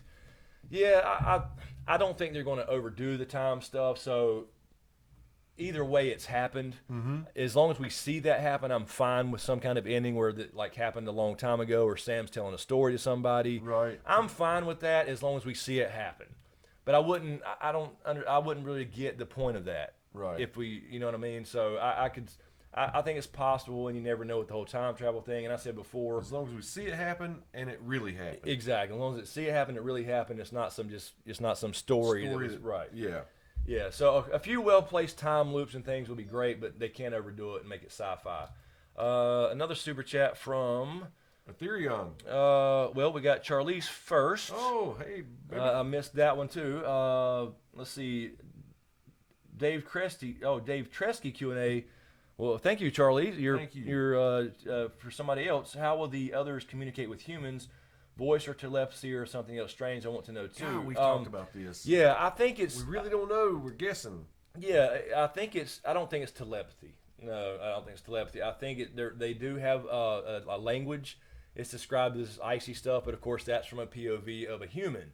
So I do think they have a way to communicate, and I think Craster somehow figured that out. He's It could be the old tongue. We just don't know the way it's described. So I think it will be in some kind of verbal or non-verbal, but not telepathy. Right. Because it could have been a Craster thing we talked about. I pictured it every time we talk about pictured it, this. I know. Because we did that video where, like, in Dragon Raised by Wolves, like, how did Craster... How did it go down the first time? He's running around. He's running with his child, or maybe his wife has a child in his arm, and then they just hold it down, baby up. And it's a non-verbal And they survive, thing. so and they're they like, survive. "Oh, cool." And yeah, the White Walker grabs the kid and like, oh, okay, so that's what they want. So they start laying him out in the snow. One time he did it with a daughter, and they were like, Yeah, well, in the books too, he gives up livestock, which I've always thought odd. So that means they wow, eat. okay. So they have they gives up livestock in the books. I wish you would have said that before, because that really makes me Yeah, think so about that some makes you things. think about their culture and Yeah. everything. They still have to actually eat if that's so. You would imagine if he's giving up livestock and they're taking it, that they do. Let's see. Also, Ethereon, another super chat. Thank you. Rock Hill, South Carolina supports. Keep up the great work, fellas. Thank you. Awesome. Thank you That's so not too much. far from No, here. you're right down the road. Not far at all. Play a lot of softball tournaments in Rock Hill. So if you've seen all those tournaments there, I've been there a billion times. Not that I play One of my- in the tournaments. My daughter. Best friends lives down there. Let's see. Celine has Kylie Cloud Q&A. How do you think Ares was in Westeros before Arya was in Westeros before she killed Walder Frey? How long do you think? I think she basically, they just skipped the whole ship ride and everything. I think she basically went straight there. So I don't know how long that would be. You would have to think a good month of travel on the sea, and another good month or more of traveling from whatever port to the Twins. So I think she basically went straight there. A couple months, and it was just there's no point showing that trip. A funny little tidbit of info about Rock Hill, South Carolina. Do you remember when we were young and MTV was actually MTV? Yeah, And they showed actually played videos? music. Yeah. They played music and videos. Rock Hill, the whole town would not allow MTV back then. No, I don't remember that. That is at all. crazy, ain't it? They wouldn't allow it. Right. It was Bible like Belt shit oh or yeah, whatever. it was devil music, right? Right. I'm sure. Yeah, exactly. You play an Ozzy Osbourne album backwards and hear the devil talking to you. Yeah, it's insane. Let's see. We're caught up there. Let me double check Streamlabs. I want to keep. I missed one last time, so I don't want to. Yeah, I know it. Yeah. I don't wanna miss they it, slide in. All right. Yeah, I think we got last one was Ethan Hunt's. Let's see. Melissa is asking, Melissa Israel, when are we getting tie-dye Smokescreen t-shirts? we are Melissa, working you know on what? I'm going to try to get that done this week. Now that you say that, I'm going to get it Awesome. done, so we'll have them ready, so people can get them and we can see them at Con of Thrones. Yeah. That that's way cool. you have plenty of time to order one and get it shipped and all that stuff. That's another thing, guys. Let me mention real quick about Con of Thrones. I'm not sure what I'm doing with. I don't know if some of you guys are going. I don't know if I'm taking shirts or not. Like I would have to pre-order those, and that's a lot of Right, money. yeah.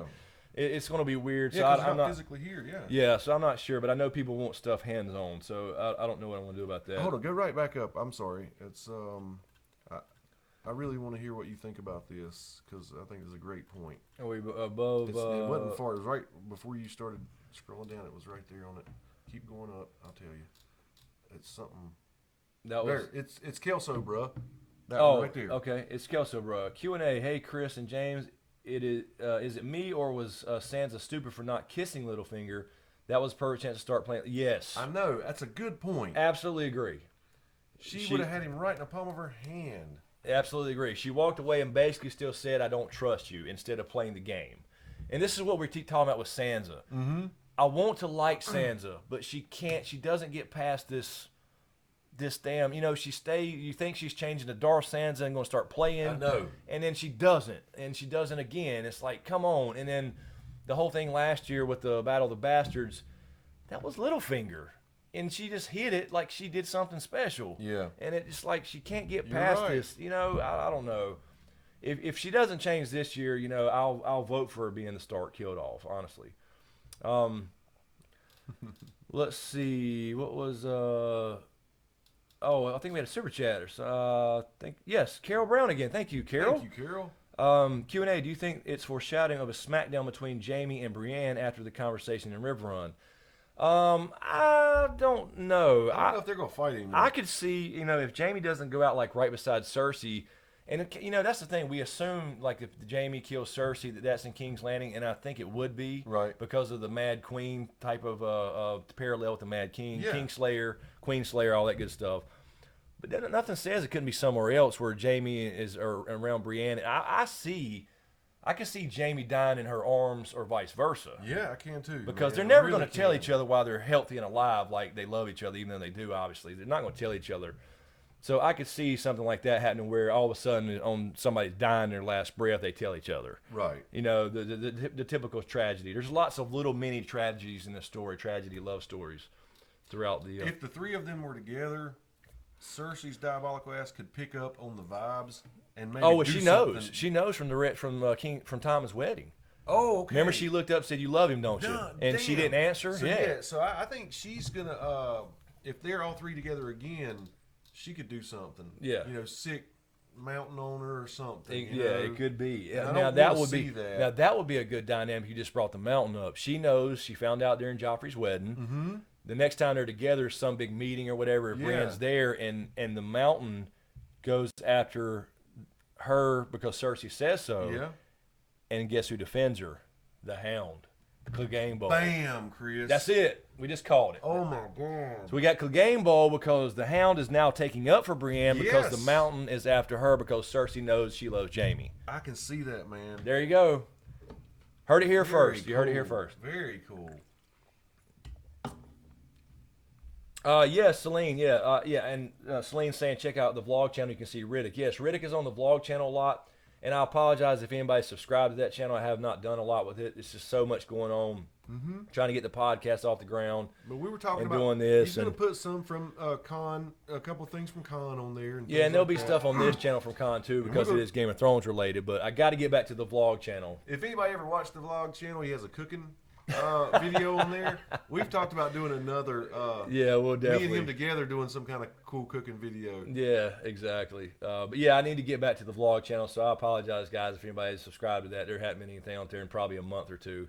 Actually, I started editing my fishing trip to the mountains to Cherokee. Oh, cool. And I started editing, and it got so busy trying to keep up with the Smokescreen main channel. So let's see here. I thought I saw a super chat. Yes, Yeah. Will G. Yeah. Oh my God, that's Grant. Yeah. That's his. Oh, it That's is. Grant's icon. That's crazy. Wow. Will G. Hey, will Sam ever face his dad on the show? I hope so, and I think Randall's coming for him. So I want him to face him down. And now he couldn't beat him, obviously, in straight up combat. Somebody could stand up for Sam, even though he'll try to fight. He'll try to defend himself. Somebody could stand up for Sam and get rid of Randall Tarley, which is crazy because Randall Tarley was a Targaryen supporter. and that's going to be the weird dynamic. It is, ain't it? You know, because Sam and John and Danny joining forces, and then he finds out he's Targaryen and all that stuff. It depends on the timing. That could all be cool though. A lot of different dynamics there. And it's crazy. Our friend who passed away today. You have the same Chicago Bears avatar he has. Yes, absolutely. It's wild seeing that right now. Also, Jordan, thank you, Jordan, again. Jordan Bricky, how many faceless men are there? We don't know. Yeah, there's probably a lot more than we think. We don't really know, assuming they have a lot of trainees.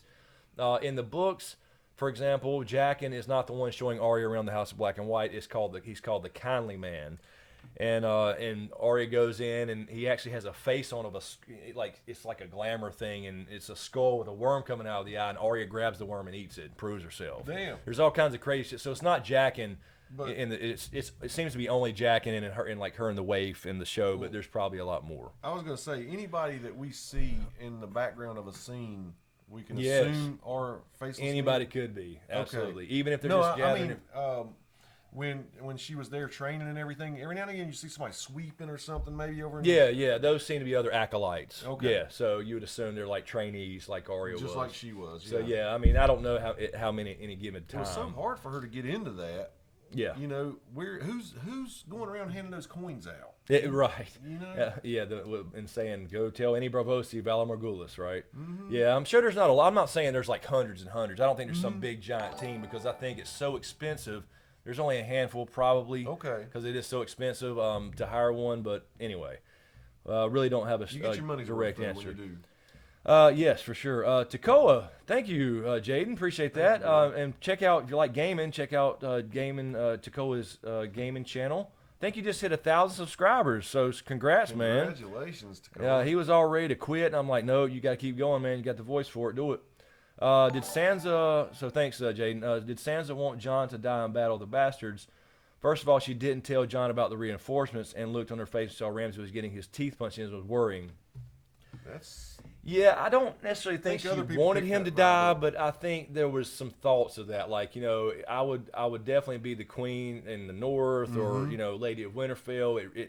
But she seemed to be pretty happy about everything until the meeting when Littlefinger gave her the look.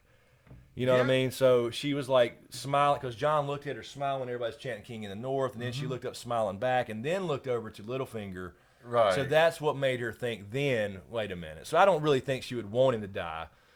Because he did fight his ass off and try to save Rickon, and he did the right thing for the family. So yeah, I mean that's interesting. But she did see the monster in Jon. Yeah. When he was beating his face in. She did. And then he was like, okay, this is hers. This is her kill. So yeah, that probably made her start thinking about stuff like that. Also, a super chat from Bravo. Is that Bravo 1VE? Thank you. Bravo. Thank you so much. How would the story change if Lyanna would have survived childbirth? Would Robert have accepted her after being with Rhaegar, Lyanna fake dead? Yeah, that would be interesting to see. I don't think he would have. Yeah, once he like sent her somewhere, I think. Yeah, I mean, first of all, it's like I think there would have been a big difference in the sense of Lyanna says, okay, no, I'm love Rhaegar. You know, I'm in love with this guy. I'm not going anywhere with you. And then Ned's going to step up and defend his sisters, and then you got Baratheons and Starks at each other. So he's going to step up for his family first before the king. So then you have a different war going on. So I think that would change everything, actually, in that sense. So because she never wanted Robert. She knew Robert. She knew what he was. I mean, he's a good guy, but he was not going to be a great husband. And it goes with the whole betrothal thing anyway versus love, in the story. She died basically the same day he died, or really, really, really close, right? He died on Yeah, it is very well. It wasn't the same day, but yeah, within the same. I would guess because you think he traveled from the Trident up in in the middle of the map, basically down to Dorne. So we don't know how long that took. So it was a while, but it was really close time. And the whole war took a year. Okay. Yeah, so it wasn't. It was. I would say a few weeks. Because when they come running up in that vision, you feel like they just it wasn't came long. from around the corner. Yeah, basically. exactly. It wasn't around the corner, but it wasn't long. Gotcha. It was probably Okay. a few weeks, depending on travel time with horses and everything. Let's see. Let me grab Let me double check. Oh, let me double check Streamlabs really quick. All right, we're good there. Let's see. All right, Celine has one from Caleb Conway. All right. Q&A, if your theory about not being any real gods is true, what is the source of magic in this world? Well, I think magic is, and I know it sounds cliche. Scientific. I think it's just like a natural force. Like, you know, so I don't think there's necessarily going to be explained how it works, but I do think there are probably some things that help with that, and that is blood. We talked about blood in the weirwood trees. Blood seems to feed that. Now, how that physically works, I don't think we're going to get a deep explanation. And you know what? It's kind of like, forgive me if you're Star Wars fans, it's kind of like midichlorians. Gotcha. We don't need that. We don't need midichlorians. We just need to know that the force is there. You're right. You know what I mean? Yeah. Keep it a little bit mysterious. I don't want to know I remember everything. the first time I heard about that, it was like, you had to pull the curtain back. The collective eye roll of the nation, or the world for that matter, when episode 1 came out and he tried to explain that to Anakin.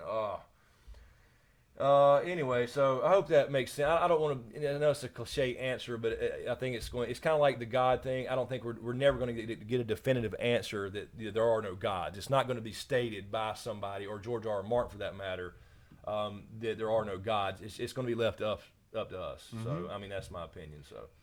And I see Celine getting some love. She deserves it. She rocks. Absolutely. So Celine is the super moderator, and she didn't have to do this. She's doing this on her own time. She's just volunteering, and a couple of other people as well. Top shelf.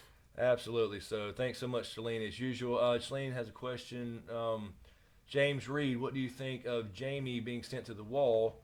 Danny will want him dead. Tyrion will plead for his life. Would you like to see him redeemed, fighting White Walkers? If there was going to be a wall after this, yeah, I would say that'd be a good option. I could see that, but I don't think he's going to have anywhere to go up yeah, there. I mean, before, like, for example, if that would happen before the wall comes down, I could see that as a possibility if he doesn't die with Cersei. So that would be a good, that would be ideal for him, because, you know, he did kill Aerys, regardless of whether it was right or wrong. He did do it, and Danny, but Danny kind of knows that now. I think she knows the reason.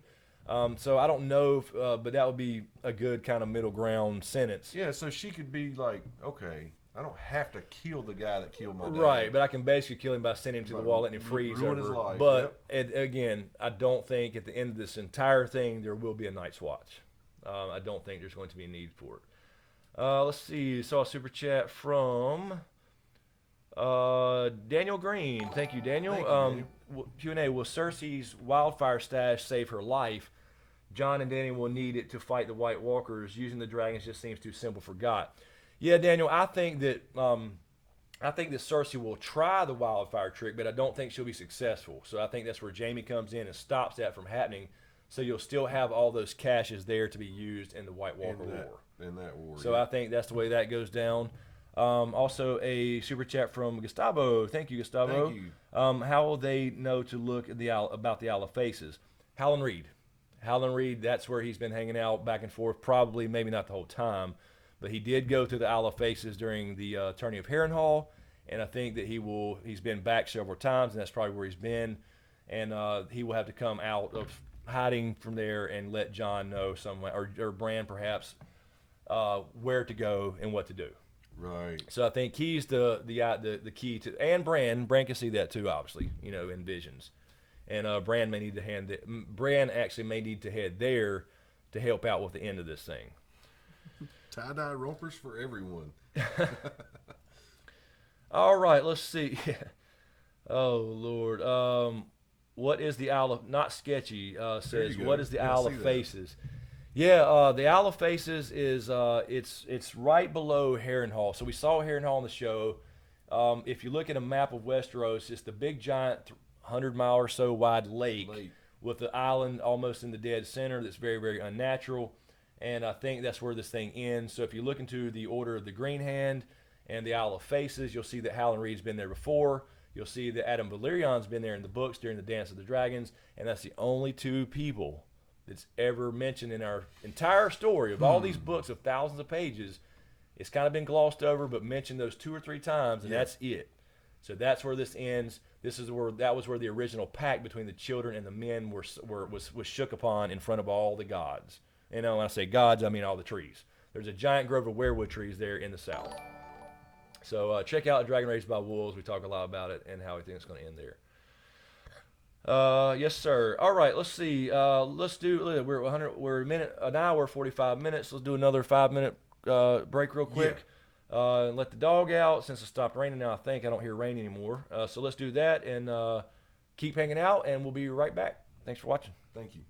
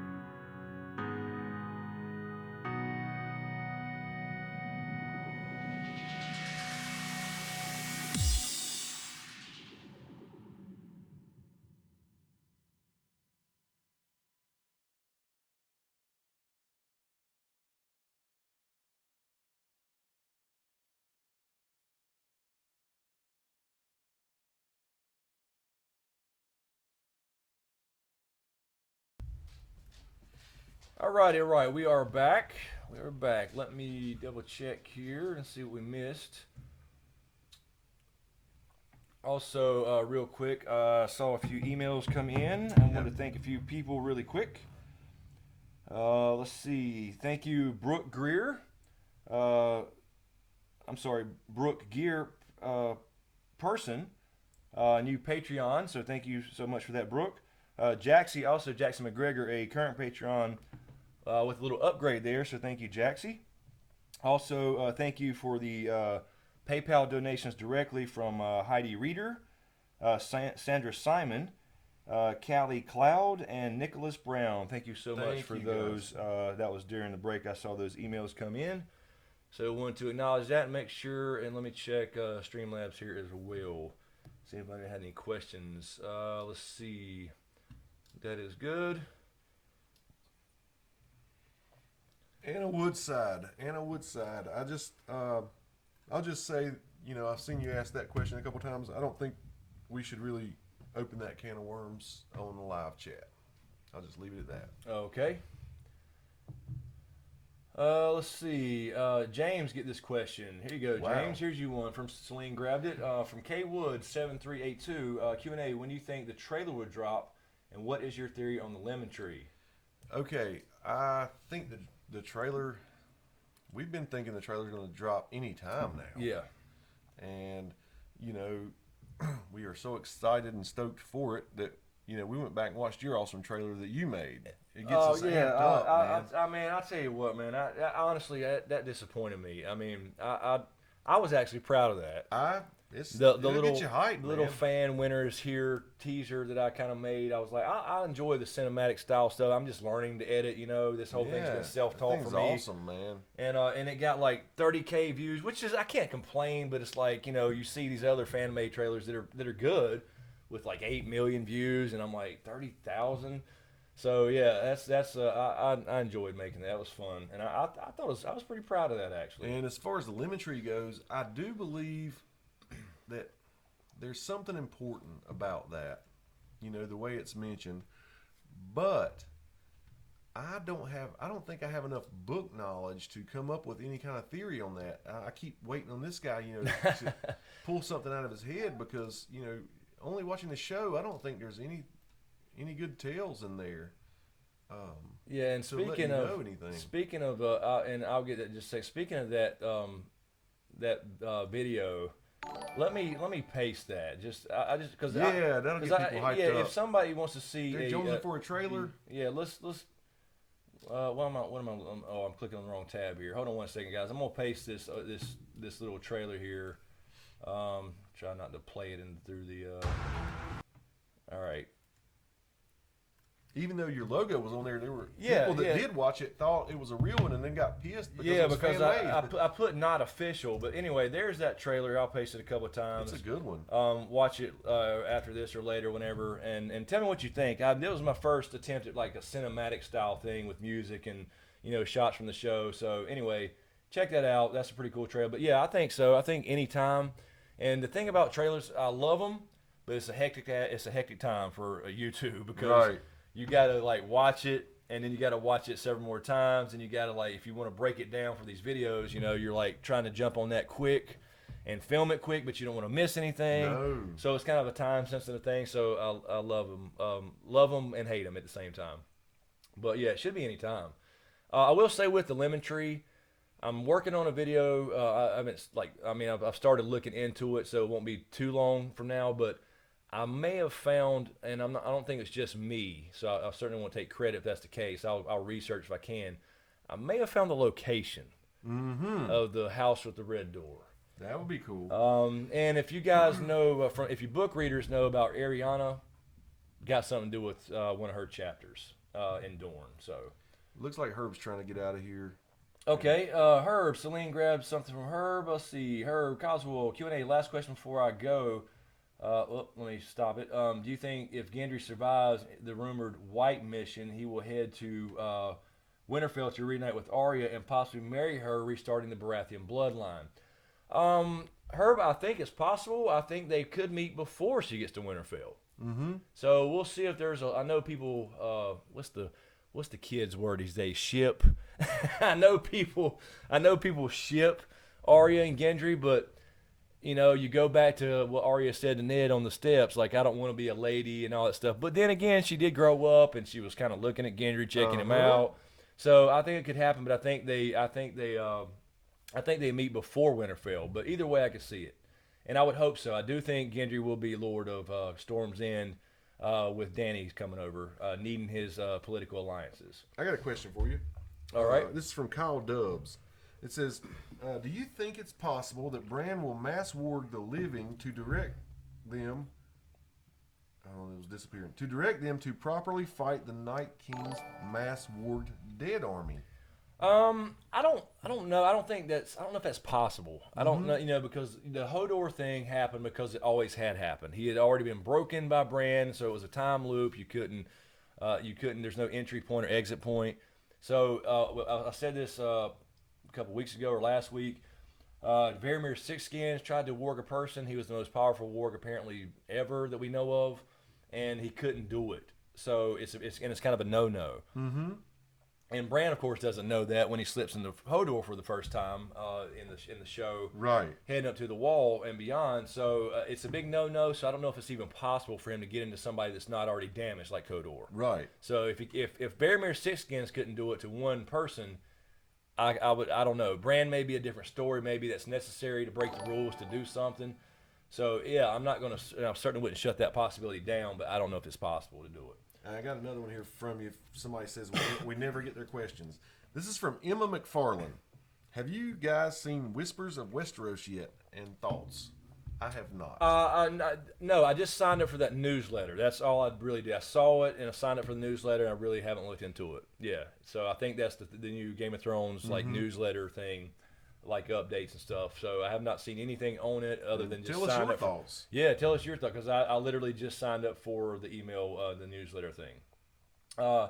Super chat from Stephen Hart. Thank you, Stephen. Awesome. Thanks, Stephen. Look back at the first pattern made by the White Walkers. Do you believe they were making the God's Eye? Are the children actually common enemy to man and the White Walkers? Yeah, so last week this got brought up, and somebody sent me to another channel, and it's amazing to me. I guess a lot of people think that like YouTubers watch each other's, or got YouTubers watch each other's videos, and I do on occasion, but you just don't have a lot of time. So there's so many channels that you're not even aware of, right? And I'm sure there's plenty not aware of me. But especially smaller channels that you start seeing stuff in your feed on occasion. Yeah.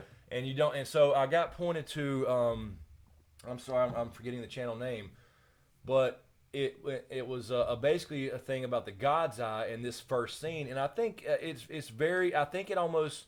I like it. I like the idea. I think it was it Drax or somebody? I'm sorry, Drax, if you know who I don't know. Somebody told me about his channel, and if somebody can maybe correct me on give me the channel name. But yeah, I did see that video after last week. It was brought up. And good night, Charlize. Thank you. Good night.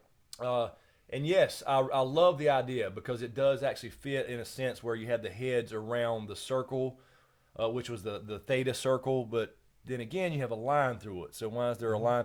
Then again, that could have been a shout out to George R. R. Martin because he used those in all his sci-fi things.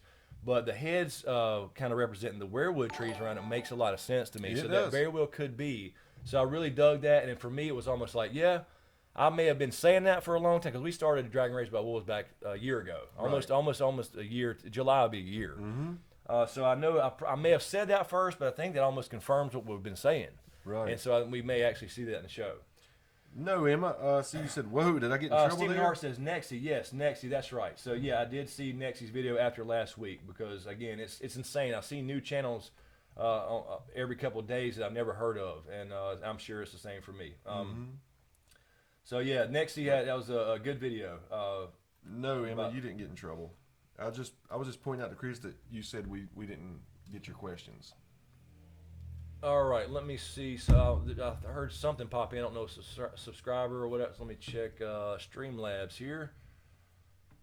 Nope, might have been a subscriber. So let's see. Emma said, McFarlane, you guys are awesome. Thank you, Emma. Thank you so much. Thank you for hanging out.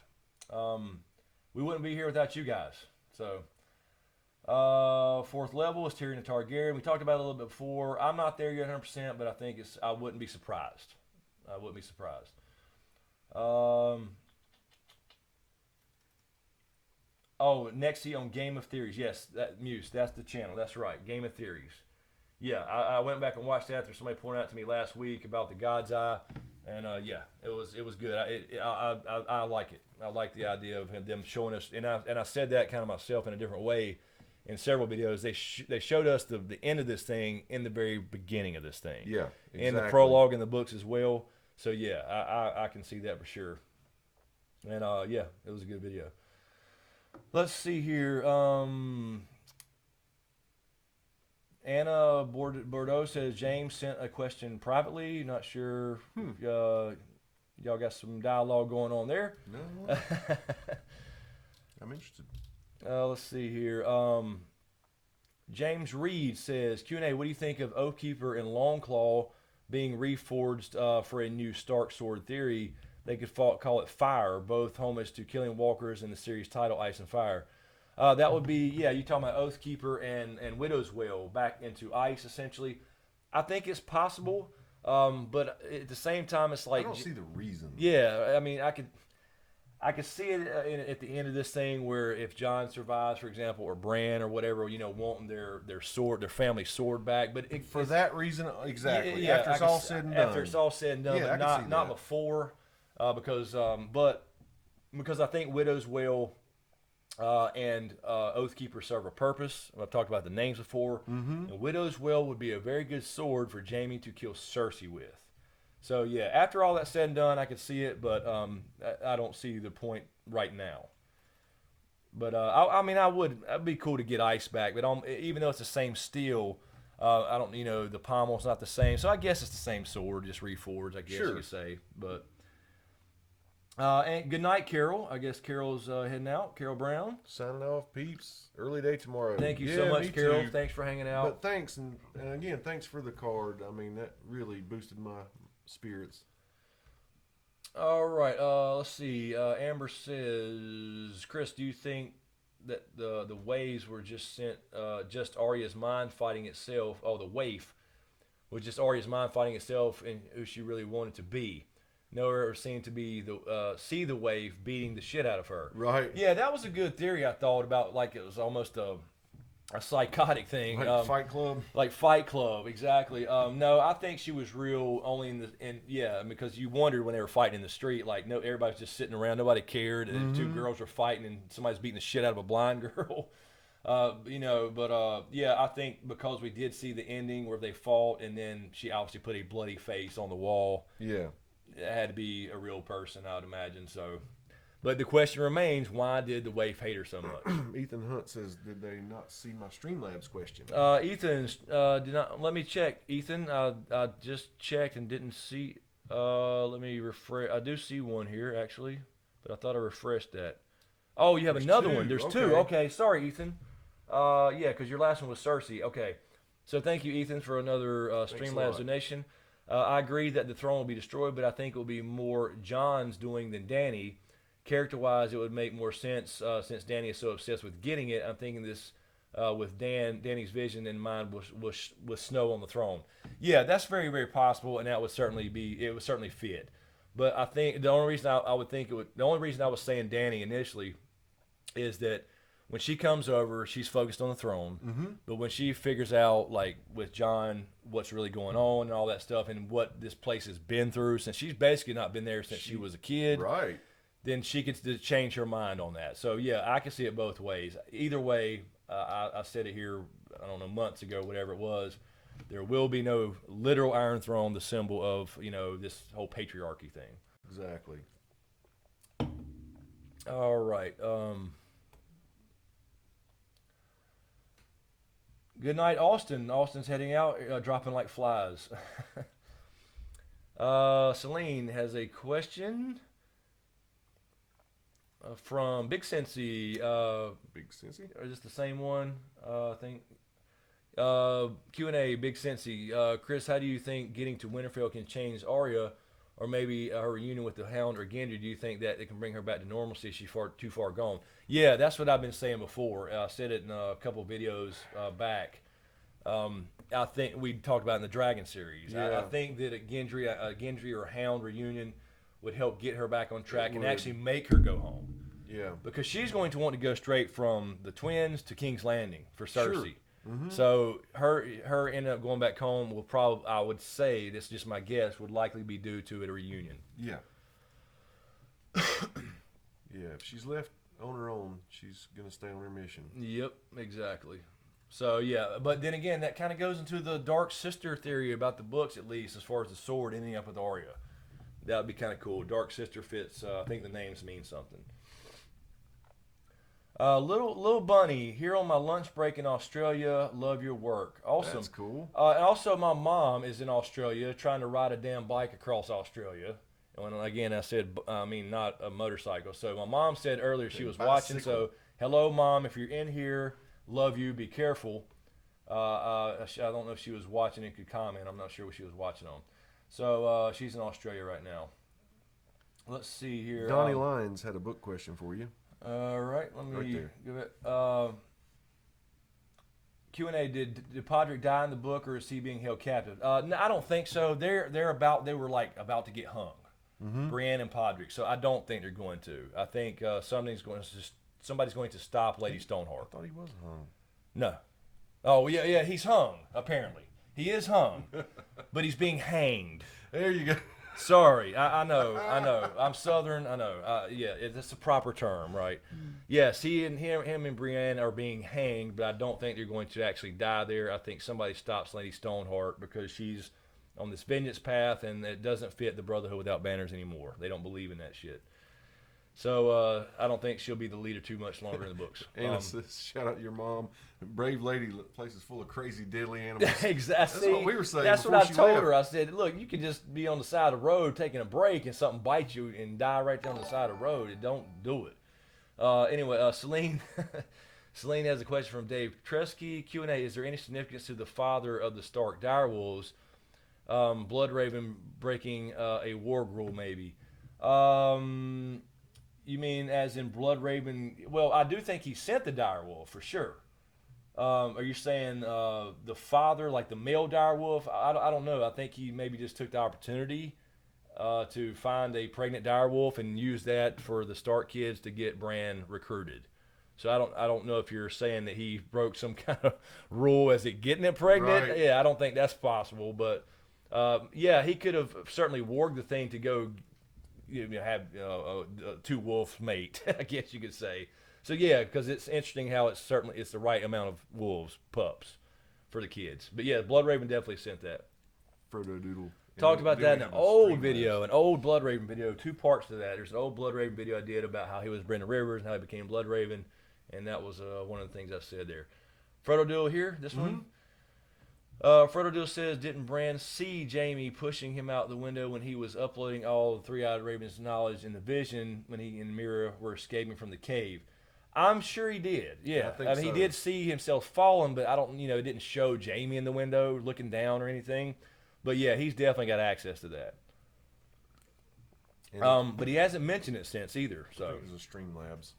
Oh, do we have a Streamlabs sure. donation? Let me scroll this down.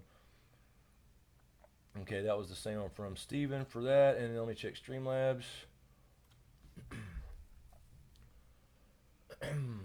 Let's see. Yes, from Streamlabs donation from Dylan. Is that Arnett? Arned? Mm-hmm. Thank you, Dylan. Thank you you so two much. are awesome. Keep it up. I will hopefully see you at Con of Thrones. Yeah, Yes. please stop by and say Please hey. stop by, say hello. Again, I'll give you guys more details as I get I got the booth number, but I need to see a floor layout, and I can give you guys an idea of where we will be compared to something else. You know what I mean? So I'll update you guys on that as well as the panels. So thank you, Dylan. Let's see. Okay, Celine has a question from Dal and Dag. Q&A. Oops, let me stop it. There you go. Let's see. I keep clicking on that. Dal and Dag Q&A. Danny's vision, House of the Undying. Could that forecast King's Landing getting burnt to the ground as a symbol of religion changed to the one she had in her vision? if you're talking about the show vision, yeah, as far as King's Landing, I think that was a possible future. I don't because it definitely was Dragonfire. I mean, it was only on the roof, but you could say that was a wildfire theme because it does explode. But then again, we saw the sept. Right. It's completely destroyed. It wasn't just like the roof. Horrible. So yeah, I think that was probably a possible future, but I think that's something that Tyrion will probably. I mean, she kind of has already been counseled on this with the whole Marine thing with Tyrion. Mm-hmm. But I think that she'll definitely threaten it. But Tyrion will be like, okay, look, you can't burn down a city. You got to say it. But then again, just the Red Keep won't really hurt anything, right? You know, so I think it's a possible future. And Don't touch it. Okay. You just keep answering. I think I was done. I'm not sure. Out of this list right here, Tapley Rash says, what minor characters do you think will make it to the end, like Podrick, Bronn, Brienne, and Gendry? To the end. To the very end. I hate to say. I mean, Gendry maybe. Because he's the one in the list that jumps out at me. Yeah, I would say only reason I would say that is because I think that if we do have a Dream of Spring, a little bit of hope with some of these houses coming back and then changing the rules and the system of government, Gendry's kind of the Lord of Storm's End again, I think. So, yeah. Unfortunately, we may not find out why Podrick got free hookers. I don't know. Bronn, I got a feeling that it's not going to work out with the whole thing with Jaime offering him a bigger castle. Right. And in Brienne, again. We talked about that earlier. Talked about the Brienne thing. Could be her or Jaime in each other's arms. It's going to be bad. I don't know. It's not going to be a lot of people. She could be the reason for Clegane Bowl. I mean, like we talked about, that's. I don't see her making it. There's so many. She just. Yeah, she actually could. With her oath to Sansa, she could go out saving her. But like she's like even though it's not really her fault, she's failed with Renly. And she failed with Catelyn, the whole thing. Actually making, being successful in saving her, who she's sworn to, would actually be a good way for her to go out. Because that really bothered her that she failed. Yeah, and it really wasn't her fault. She would put her life on the line. Let's see. Stephen Hart says, Q&A, what if the entire throne is made of Valyrian steel, reforged and repurposed for the war, or was it forged in the fires of Valyrian the Black Dread? It was forged by Valyrian, but I don't think there was any Valyrian steel in it. Only because that wouldn't make any sense. Number one, they were so rare, and number two, like for example with Torrhen Stark, who been the king who knelt, the first, the last king of winter, king in the north. He got to keep ice. He got to keep ice in his lands and titles, and became Warden of the North and Lord of Winterfell because Aegon gave people a choice. He didn't just come out and wiping people out. He said, look, you can fight if you want, but you don't have to. And if you do, here's what happens. And we saw the red grass field and stuff like that. Cameo, good night. Good night, Cameo. Have a good one. Thanks for hanging out.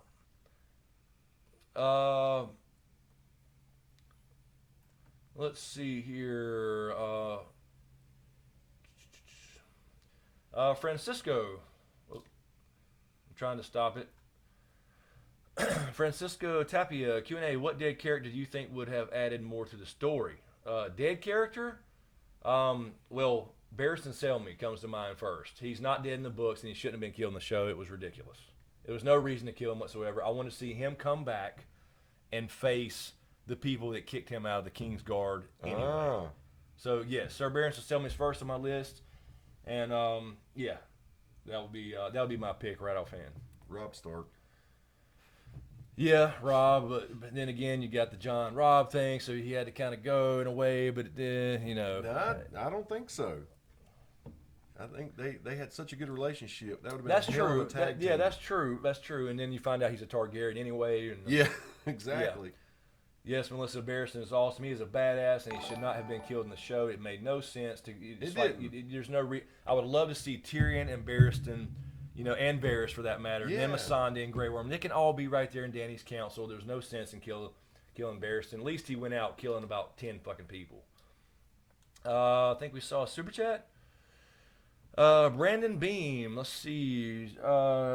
Thank you, Brandon. Are you aware that people are having problems with audio only coming out of the left speaker with headphones? Multiple people have mentioned it. Yes, Brandon. Talked about that at the beginning of the video. Yeah, we did. This mic, we had to replace our other mic that went out completely for this type of format. Right. This is the mic I use in solo. I keep hitting it too. Solo videos. It's a 1-channel mic. So like when I edit videos, I can make it kind of stereo by putting it in 2 tracks. Yep. But during a live stream, there's nothing I can do about it. But I am ordering a mic to replace this. So before the season starts, we'll have a new mic sitting here, and it'll be stereo for people on phones. Yeah, and we just had to sacrifice, Yeah. because we needed the volume. We needed the volume so people hear us for that one. So I know, and hopefully at least YouTube this time, because last week, I don't know why YouTube, when it processes a video, it processed it and cut out an hour of the whole show. I know. Just parts throughout. It just chopped it off. We were out of sync. It was horrible. So hopefully this week, at least the video posts smoother and all that stuff. So yeah, I am aware, and I apologize. I hope it doesn't. If you're listening on mobile and you have your phone the normal, like at least an iPhone, just straight up portrait mode, you'll hear it through both speakers. But if you turn it sideways, you'll hear it in one. Devin Arathor, Blackfish was a shitty death too. I agree. Yes, good point. Good point. Stupid. It was dumb. There's no reason for him not to go help his family. Exactly. There's no reason for him to die just because he wanted to. It made no sense. But then again, I do understand to a degree. They're trying to kind of minimize all these extra storylines to get to the final push in the show. So, I guess that's the reason. Let's see. Celine has a question from Sam Flanagan. Q&A, do you think Daenerys, I guess it's Daenerys, dragons are or could be aware of the 3-eyed raven and red woman? Dragons being aware? I don't know. They're certainly magical, but right. I don't know how that works with dragons and have a connection with people. Now, people that come close to them, again, if they have Valyrian blood, they seem to bond with them a little bit or like them, like Brown Ben Plum I mentioned in the books, perhaps Tyrion, we saw that in season 7. But I wouldn't think they could sense people far away unless they have something. I don't know. It's hard to say. I thought. Wait a minute. I had a question. I just saw it somewhere. Right. I think it was near that one. I don't know. Oh, Melissa Israel says Q&A. If you could have a Q&A, interview with any cast member, who would it be? Oh. What do you think? I don't know. I wouldn't mind interviewing somebody out there at con. Yeah. Hopefully Melisandre. Hopefully we can get That would be Carice. awesome. That would be cool. But For more reasons than one. I'm just saying. Yeah, I don't know. There's so many great characters. and they've probably all been interviewed so much. You'd feel awkward asking the same because they've Yeah. had the same questions a billion times.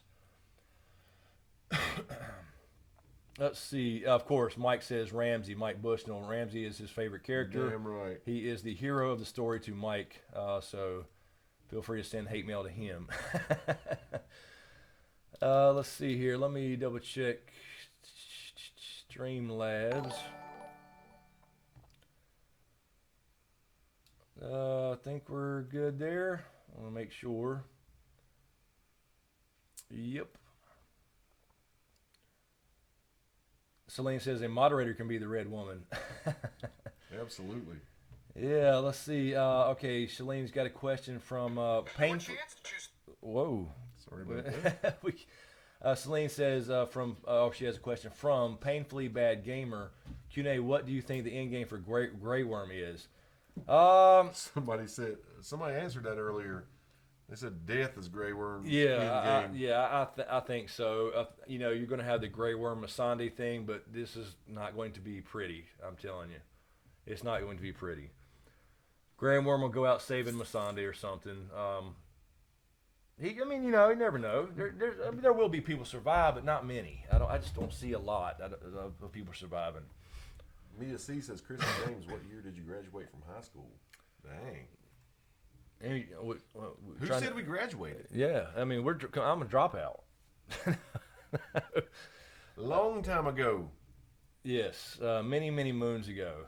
I'll say it. I graduated in 1993. I'm not afraid to admit I'm old. I was class of 1991. Yep. Old. We just had our 25th reunion a few months ago. Let's see. Yeah, so that's what I was saying with my little hybrid Game of Thrones story that we did the little video on. I think I was probably in college when I read A Game of Thrones the first time and didn't realize it till later on. Yeah. Alex, not old. Yeah, no, it's old, old. Let's see here.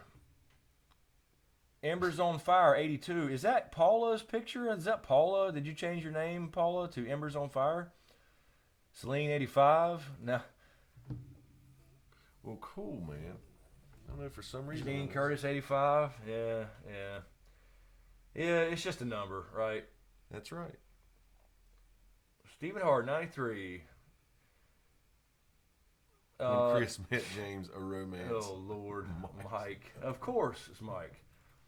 Let's see. Okay, no, I thought I saw a super chat thing. Let's see here. Let's see. Where do we? I just saw a question somewhere. Matthew Hernandez right there. Yeah, that's what I was looking for. I thought I scrolled up. Matthew Hernandez, Q&A. Do you think it's too late to introduce any more Northern houses in the TV show? I'm a big fan of the houses. Yeah, in the TV show, I think so. I think that, they mentioned the Karstarks and the Umbers and House Wool. Is that a house up there? I didn't see that. He said I'm a big fan of House Wool. It looked like WULL or something like that. I don't know.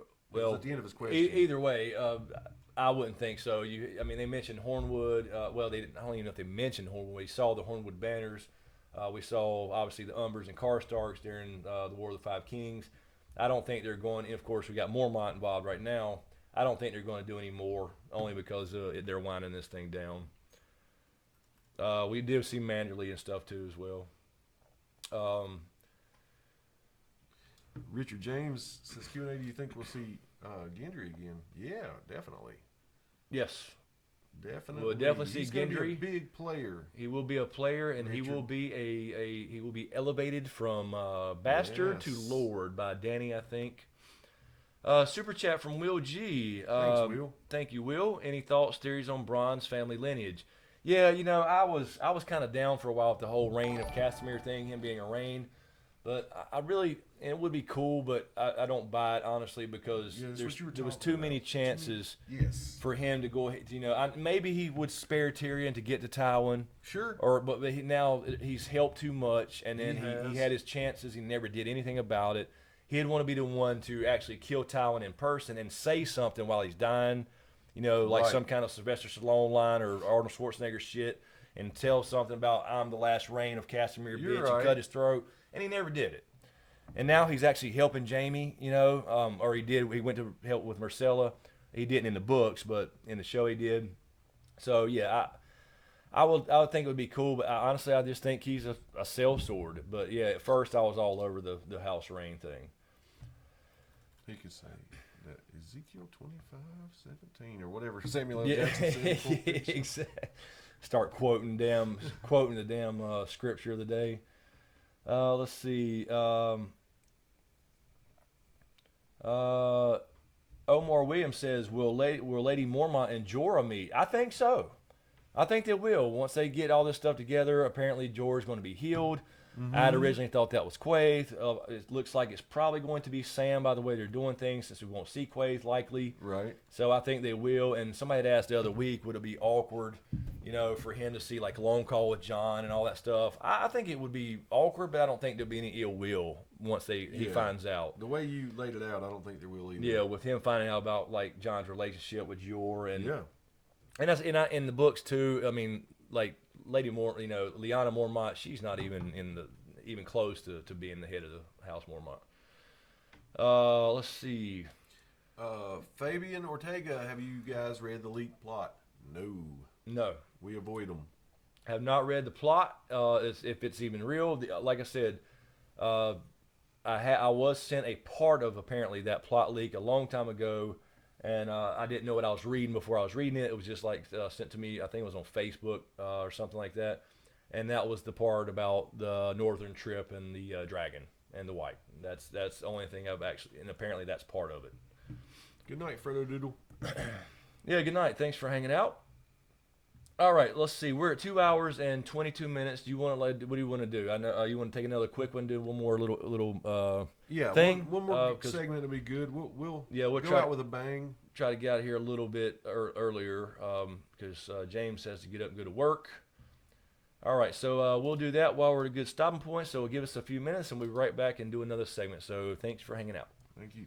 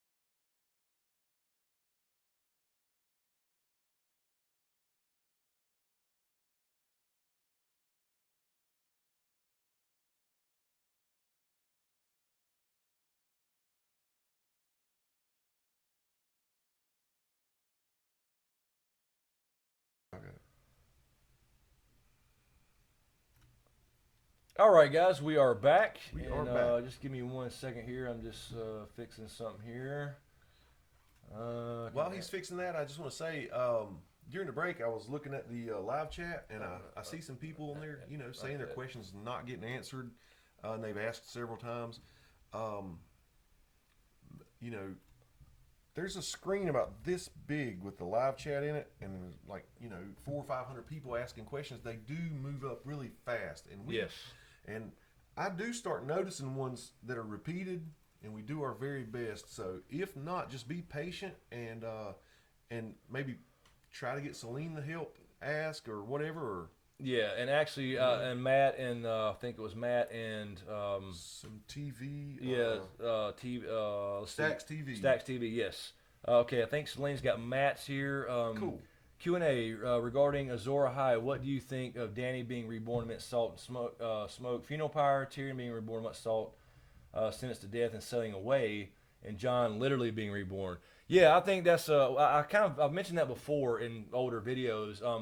Everybody can fit in some way, shape, or form. Mm-hmm. I even said like Davos with salt and beef because he delivered onions, which make you cry.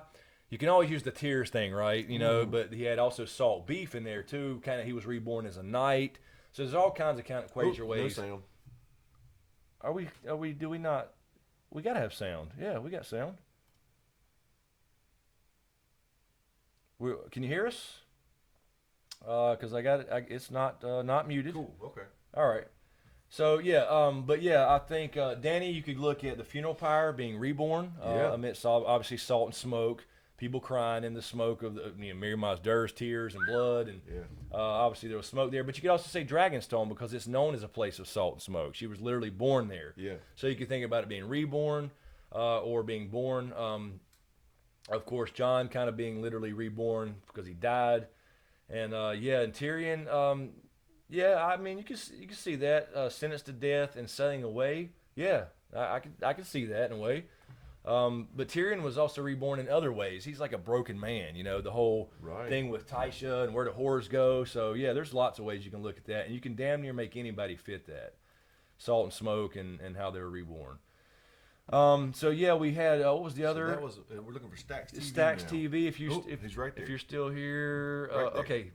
Stacks TV Q&A. Hey guys, my name is Carl Smith. I was wondering if you were was inside the world of Ice and Fire, where would you be from? What would be your purpose there? Oh, now I had this funny little thing we were talking about the other night. I would be, if I was in business at least in the world of Ice and Fire. I thought this was a cool question. If I was in business, I would be a candle maker. That's so smart. I'd just be a candle maker. It doesn't matter if you're rich, poor. You're damn right. Everybody's buying them all the damn time. Yeah. And I would run a brothel like Littlefinger. I might have that as a side too, because I'd be rich enough to do both. Actually, but I feel like I would. Now, this is crazy, but I would like to, be up north, either Winterfell or Night's Watch. I just that Night's Watch thing is always appealing to me. Like I said, as long as I can go down the road. Well, yeah, as long as you can leave, right? But you don't want to be bound to that oath. Yeah. Or maybe you can at least hit Molestown every once in a while. Yeah, I don't know. I'm not. See, I'm like you. I'd rather have cold. Yep. But at the same time, after about a week being there, no. So I want to be like in High Garden. And I want to piss off the wall like Dorne, and then be able to travel around. So I don't know as far as where I'd live. I like Dragonstone because I just love the castle. Yeah. But then again, and it's kind of a moderate climate too. So I like that area. But the Vale. The Vale, any of those moderate areas in the kind of the middle. Dorne could be too hot. The North's too cold. So put me somewhere in the middle. But business wise, I'd be a candle maker. Candle maker's got to be a rich motherfucker. Hell yes. Anyway, so good question, and yeah, again, sorry guys, you gotta realize there's sometimes we had up to 650 people last week or week before. We have a window about this big, and so we try to answer everyone we can. So Candlemaker, yeah, Carrie, candlemaker at Dragonstone, exactly, yeah. I mean, because everybody's got to buy from you. Jason Clutchy said, James, hoping there's no King Joffrey. Hoes be dropping like flies. That's true. It was a horrible scene. Yeah, he knew. Yeah, well, Littlefinger sentenced her to death. Man. Stacks TV, thanks guys, made my day. No problem, man. Yeah, Anytime. Believe me, we're not picking and choosing. We're trying to just grab things, and then Celine helps a lot with grabbing questions. And great questions too. And also Order 1814. I don't think he's here tonight, but he's helping moderate as well. Right. So, okay, Celine's posting Amber, the T-shirts thing. You can absolutely work in my brothel. Absolutely.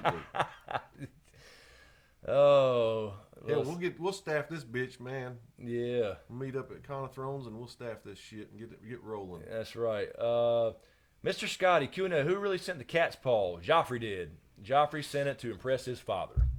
Everybody thought it was, some big scheme. It was Joffrey. And they pretty much figured that out in the books. I don't think the show, they really resolved that because they didn't go into detail. But Joffrey was trying to impress his dad after Tyrion slapped him around. Celine's got one from Okay, fractured. You've said this before. Empiricus? Yeah, these things run together. They start running together after a while. Do you think we could get some drama if Brienne and Sandor meet again and realize that neither of them have Arya? I am curious too. Yeah. I think I don't think there will be. I think it would be a good thing. I don't think there will be any ill will. Right. I don't think there would be any. It's like a mutual respect. Yeah, mutual respect. They may not love each other, by any means, but I think that would be cool to see, and I think we might see that. I think we might see it because he told Brother Ray, which was different in the books, but he told Brother Ray he actually told him how many men did it take to cut you down? He was like, one, and it was a woman. Yes. And he wasn't afraid to say absolutely it. So he absolutely respects her. Absolutely respects her. Zeal Daily says, do you think the Hound would mercy kill the Mountain in Clegane Bowl? It would be a mercy kill. He needs to be put out of his misery. Yeah, it would be in a way, yeah, because, You wouldn't want your brother walking around like that. Yeah, but then, because technically, he's dead, really. Yeah. So it's not the same person. The evil bastard, he's still an evil bastard because he does what Cersei and Qyburn says. But yeah, he may not even have a head in the books, by the way. Apparently, they possibly sent his skull there to Dorne, Martell, and Dorne, but maybe not. It may not have been his skull, but it was big enough. It could have been one of the dwarf skulls since Cersei was after all these dwarves. So everybody's bringing Cersei heads all the time. Right. So it could have been a dwarf skull. But I think that's part of the beauty of the Hound's arc is he's not on this vengeance thing anymore. Now, would he still kill him? Yeah, but I don't think he's driven by that. So that's the beauty of his arc. I got one for you right here. Amanda Brooking, Q&A. Pretty please, if you could be... Well, sorry, I was trying to just scroll past a little arrow. There we go. Yeah. If you could be an extra on this show, would you rather be a White Walker, Unsullied, or a knight in the Kingsguard? Yeah, that's a good question. White Walker, I believe. Yeah, I might want to go the White Walker route too. The Kingsguard pretty much just stand there, and you got your face covered. White Walker would be kind of cool. To get. I would like to just be anybody, honestly. Just a little extra part would be great. I wish they would reach out to like YouTubers or something. Small time. Got YouTubers. Yeah, people who would just do it for the exposure and the fun of it. Yeah. Speaking of got YouTubers and being on the show, one of the panels I'm going to be on, and I'll like I said, once this is all finalized, I'll be sure to give you all the details. Right. I'm going to be. I don't know if you guys are familiar with the guy that was in the show that got his head knocked off by the Hound's axe. That was a YouTuber / actor that was on Jimmy Kimmel for doing impressions. Yeah. And I'll be on a panel with him. So that's going to be cool. That is really cool. And I think that's the Tyrion panel, if I'm not mistaken. So we'll see. I'll get all that finalized before I make it official. So I think I will be on a panel with him. There's Celine got one for you. Celine, all right. From Jason Kane, Q&A. I've heard a theory. Well, I keep saying pause it. There you go. Heard a theory that Qyburn controls the mountain. Qyburn will turn on Cersei and the mountain will kill her. What do you think? I think it's possible if you believe that Qyburn is in league with Dorne somehow. There could be a secret, code word that makes him. I believe. You know what I mean? Yeah. You can. Why not do that? Exactly. Was it Trojan horse kind Yeah, of the thing. Trojan, exactly. I mean, why not, right? Because he's going to look after his own ass first. You gotta have those outs.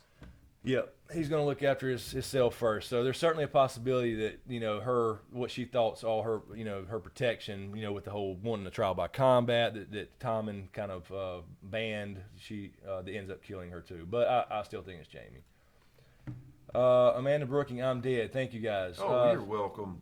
Good night, Amanda. Have a good one. Thanks No, I for think hanging she out. said because we answered her question. Oh, did we answer? Oh, Yeah. oh, okay. That was a good question about an extra. Well, don't be dead. That's all right. No problem. Throw another one at us. Yeah. Let's see. That one. Yes. Let's see here. This is Celine picked this up from Dan L. It says Q&A. Who do you think the eventual wielder of Heartsbane, the sword Sam stole, will be? My guess is Sandor. Yeah. We talked about this before. This may go into our end game. Yes, sir. The name Heartsbane makes me think of the Night King and the dragon glass in his heart. Sam has it with him. He's going to figure something out with Gilly's help, because Gilly did learn to read, and we do see her in that picture reading something about Azor Ahai.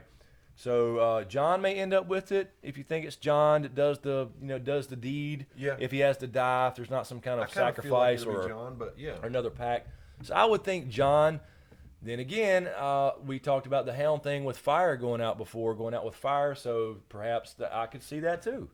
Maybe the Hound is the one who does, delivers the killing blow, and it doesn't necessarily have to be John. John's the guy in the sense that's bringing everybody together. So I could see that. I mean, I don't see why it would be a problem. I can't wait to see all this shit. And then when I see it, I'm gonna be sad. Yeah. Betsy Lice, do you guys think Germ will ever finish the series? I do question that, Betsy. I do, honestly. We talked about this on the podcast this week. Doug, thanks for hanging out. Yeah, we talked about it in the podcast this week. Actually, the first podcast, it was a lot of people ask, and people think it's kind of an asshole thing to ask about. But I agree, it can be, but it is a concern. It's certainly valid. Legit, yeah. It's a legit concern, and honestly, I don't know. With so much stuff that he's got planned, he still has like another. I think it was 8 or 10 more Duncan Egg books and stuff, and then he wants to do this Fire and Blood thing. So you're saying he's got too many irons in the fire? He does. He absolutely does for the amount of time that he. I mean, I know he's done less and less cons and stuff, but yeah, I mean. What do you think his mindset is? I've already got him on the hook. Why do I have to? Yeah, step and fetch for I him? guess. Yeah, and I don't blame him. I'm not saying it's his life. We can't demand everything from him just because he's the author of this. Lock him in a cabin Yeah, somewhere. exactly. Don't come out till the shit's Right. Come out looking like a Unabomber. Right. Let's see. Did I miss a question? This is from somebody here. Okay, maybe I didn't. I thought I saw. All right, let's see. Okay. That's a good one. Pop Culture Intelligence Agency.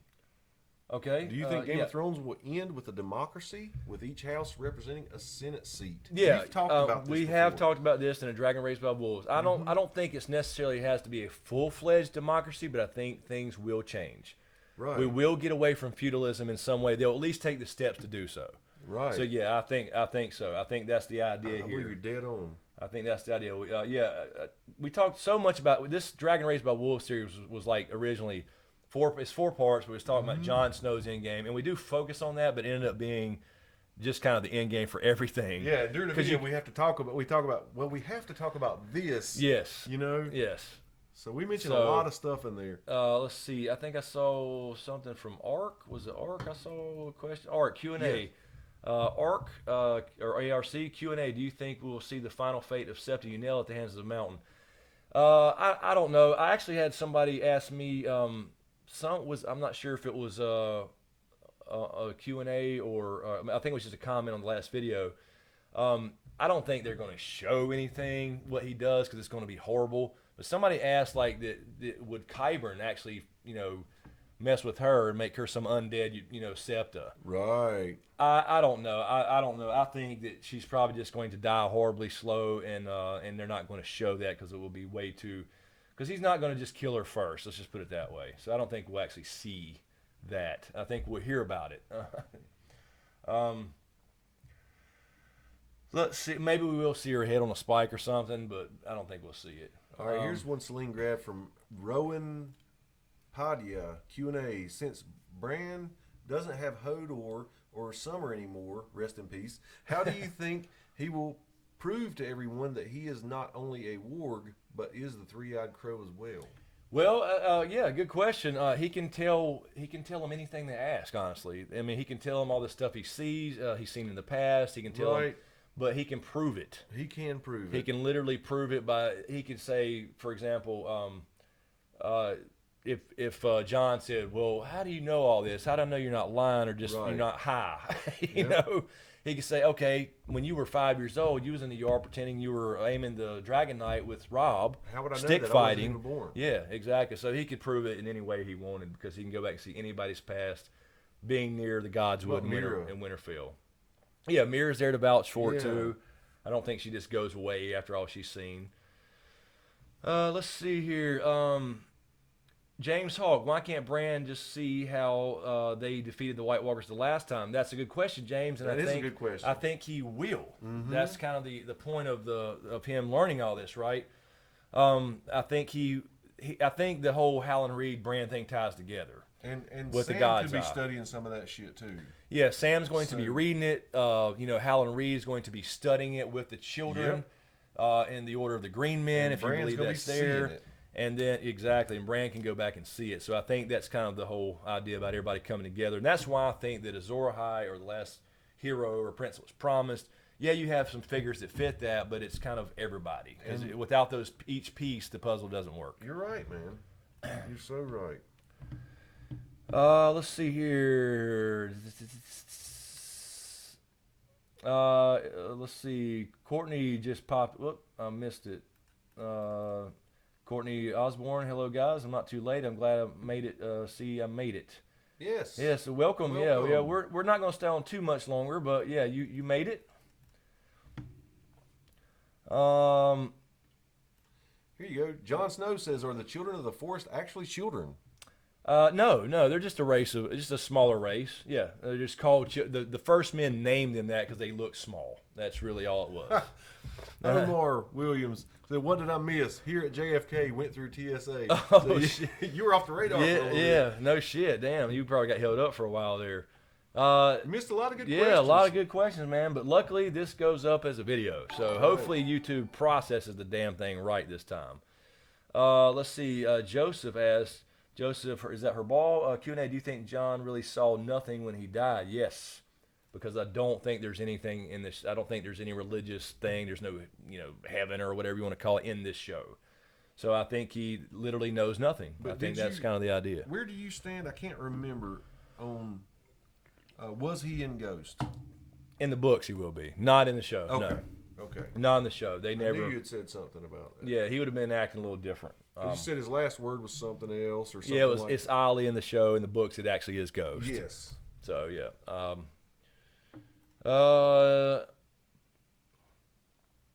Stacks TV, how the Children of the Forest breeder exist? I mean, they all seem like they're girls. No, there were males, and you can see that in some of the history. So they were bred like everybody else. But I do think Stacks TV that they passed on their DNA, so to speak, with men. And that originated in the Warg King and his tribe, which is I did a video on this. So you can go look for that, how Bran and the Starks became Wargs. And I go through the whole history of that, of how I believe that the Starks ended up being Green Seers and Wargs and stuff. Right. And First Men for that matter. Celine grabbed Amber Tilton's. All right. Gendry is Cersei's son. She told Catelyn about him in season 1. Could Gendry be the Valonqar? Well, that's not really. I don't know if that's known. I mean, I think it was kind of it's a possibility, the way she described him, but I don't necessarily think it's absolutely true, especially being the books in canon, being the canon. Cersei supposedly never had that child in the books because she drank moon tea. So it's possible. I think it would be cool, and that would certainly fit for the Valonqar piece, but we don't really know. It's just, it might be one of those things, again, left unsaid. Yeah. We're not going to get every answer here, I can guarantee you that. Ferrari F. I think I saw 50. something pop in here. 1 second. Yes, a super chat from Ryan Van Gordon. Thank you, Ryan. What Thanks death so would much. surprise you, anger you the most? Man, there's been a lot We're already. preparing ourselves, for pretty much anybody. Yes. We keep talking about that. Yeah. So if you mean like in season 7 or just from here on out, it would really bum me out if John just died again because he's played up to be so important. He's died once and came back. What's the point? Right. So that would piss me off only in the sense of the storytelling. I would hate to see Tyrion go. I was going to put that. I was going to say, I know you would hate to see Tyrion go. Tyrion Now, as I far would as a too, but- character, John because of what, like, it wouldn't make any sense for him to be special, Right. If he just went. And Dany for that matter. I don't know why there's a lot of Dany haters, but Dany's grown so much. I still like Dany and the Absolutely. Targaryens and what she stands for, and I would hate to see her just die and not really be a part of anything anyway. I mean, I could see that at the very end, like they lose people. But yeah, Tyrion would be my first on the list. I think Danny is as fair a leader as John would be. Yeah, I I think so. They both really care about being fair. Let's see. Let me double check Streamlabs.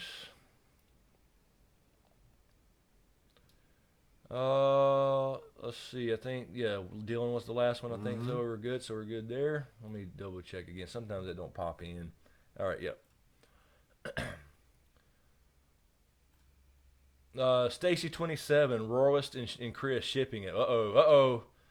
Yeah, I'm disappointed. Where was my team in here? I saw Tarzan, but I didn't see Val, I didn't see Royalist, I didn't see Kevin, Right. and everybody did live streams this week. I'm kind of disappointed, man. No, I'm kidding. I know everybody's busy.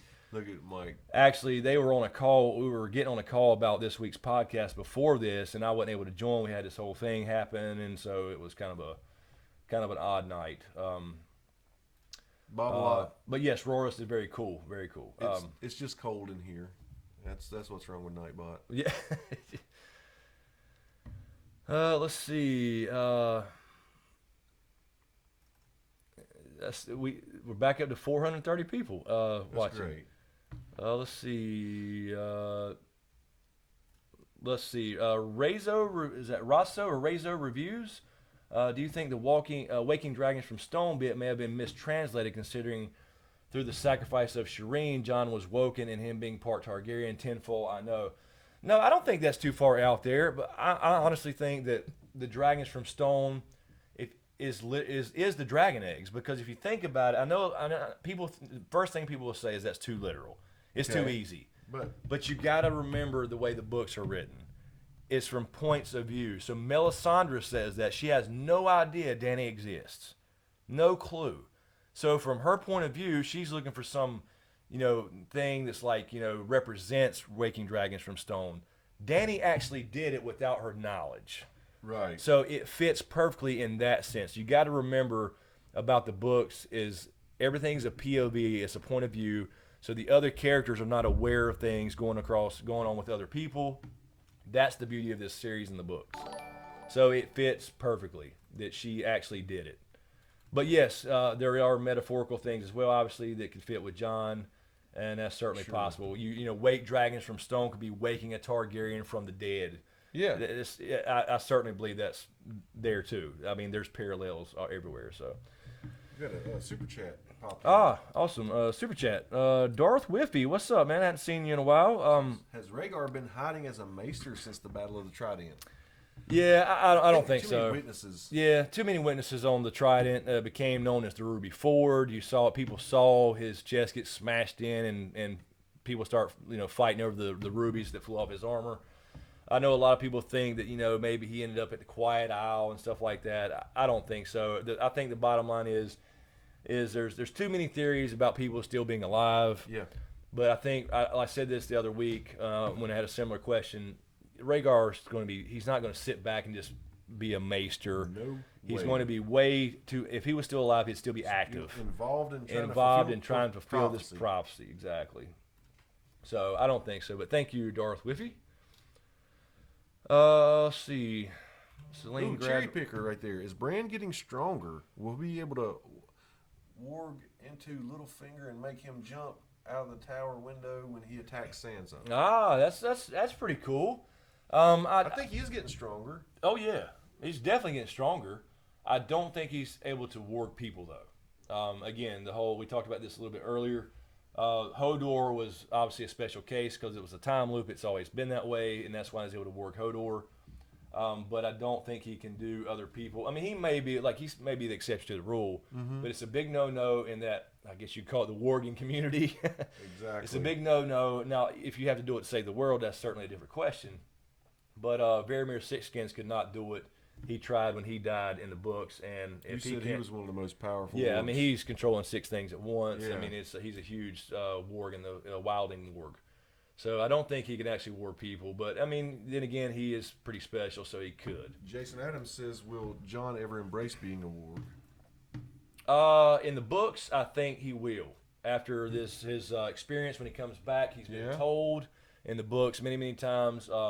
They sense his power. Varamir senses this stuff. Like he's got this power, a huge gift, but he doesn't embrace it. So I think with that ghost last word, that he right then realized, here's what I got to do. Damn right. So when he comes back, he'll be able to use that. Yeah. He'll be able to. He'll be. can't He blame was him. already having That's wolf cool. dreams. He just kind of ignored it. So wolf dreams is the first step for warging before he can control it. So absolutely. And I guess they could in the show introduce that since he's died and come back, but because they really made it like, okay, he died and so what, almost. You know what I mean? So I would love to see it in the show. But I agree. Let's see. Boudreaux, Woodside, Q&A. Chris, do you think Arya releases Edmure at the beginning of season 7 wearing Walter's face? Yes, and I don't know about Walter's face part, but I do think she will release Edmure. I think that's how he comes back. She can basically take Riverrun back herself almost. So yeah, she's going to get rid of, I'm sure before she gets back to Winterfell, she's going to have a killing spree. So yes, I do think she'll be responsible for Edmure. John Carter. Yeah. Q&A, are we going to hear that damn song from Rhaegar? Yeah, John, I was actually thinking about that the other day when I guess you're referring to the song that made Lyanna cry at the turning of Harrenhal. Yes. We're going to have to see the love story, so I think we do see Rhaegar at least I can't wait. And find out what's going on with him, because that was the first time Lyanna heard him play before the Night of the Laughing Tree stuff, and I think that's the first time that they started to have this little spark, you know what I mean? Jay Scar in the house now. There's Jay Scar. Max Ryder Q&A. Which red woman was hotter? Personally, I'll take the second one. Between Melisandre and Kinvara, oh my God. I don't know, man. I'm just a Melisandre fan. I am it is too. a coin toss. I'm a Melisandre fan, but Kinvara, she's gorgeous too. I don't know. I don't know. I would flip a coin. I would say Melisandre, I guess, but as long as she keeps the choker and You damn right. keep the choker on and drink the potions. But Kinvara is gorgeous too. I don't know. That's a hard one. Anna says Kinvara. Yeah, I mean, I can't argue there either. That's what I mean. No. It's you're putting me in a bad spot. Whoa, Doc Holliday. Where Doc you been Holliday tonight? super chat. Thanks, you. Doc. Appreciate that. A Patreon as well. Damn, he says you. Oh, I missed a super chat last week, so here it is again. For you had a sword. If I had a sword, what would you name it? Oh, well, something's going on with super chat then. If we missed one last week, because I actually found it, the one that we did miss. But it wasn't Doc Holliday. It wasn't Doc Holliday, so I'm sorry about that, Doc. Good question though. What would you name your sword? You want that one first? I'd name mine Fat Cat. It's true. That's what I put on my bowling ball. My old nickname used to be Smokey, which is really not related to Smokescreen, but people asked before what the name of the channel was. It was for different reasons. I think it was for the Friday movie. That's what I was gonna say. I Friday. think it was for the Friday movie. That was my nickname, and like shortly after high school or during high school and after. Smokey, but I don't know. A good sword name, that don't sound good for a sword Mike name. Bushnell Backstabber. That's a good name for a sword. Yeah. But last week, I don't know if you missed it, Doc Holliday, but somebody said they named their sword Mayonnaise Spreader. Yeah.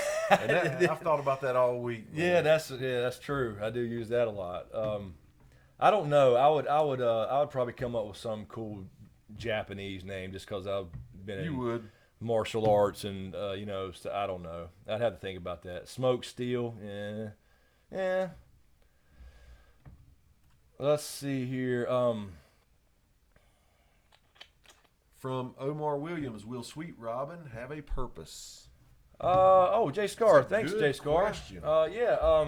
I think I think his purpose could be to deal having to do with Sansa. You know, maybe a marriage, maybe just some kind of alliance that ends up stabbing Littlefinger in the back. Yeah. I don't see, you know, I don't see some major purpose because I think they're going with this a lot of female leaders and stuff like Are you that. talking about literally stabbing him in the back, or just saying?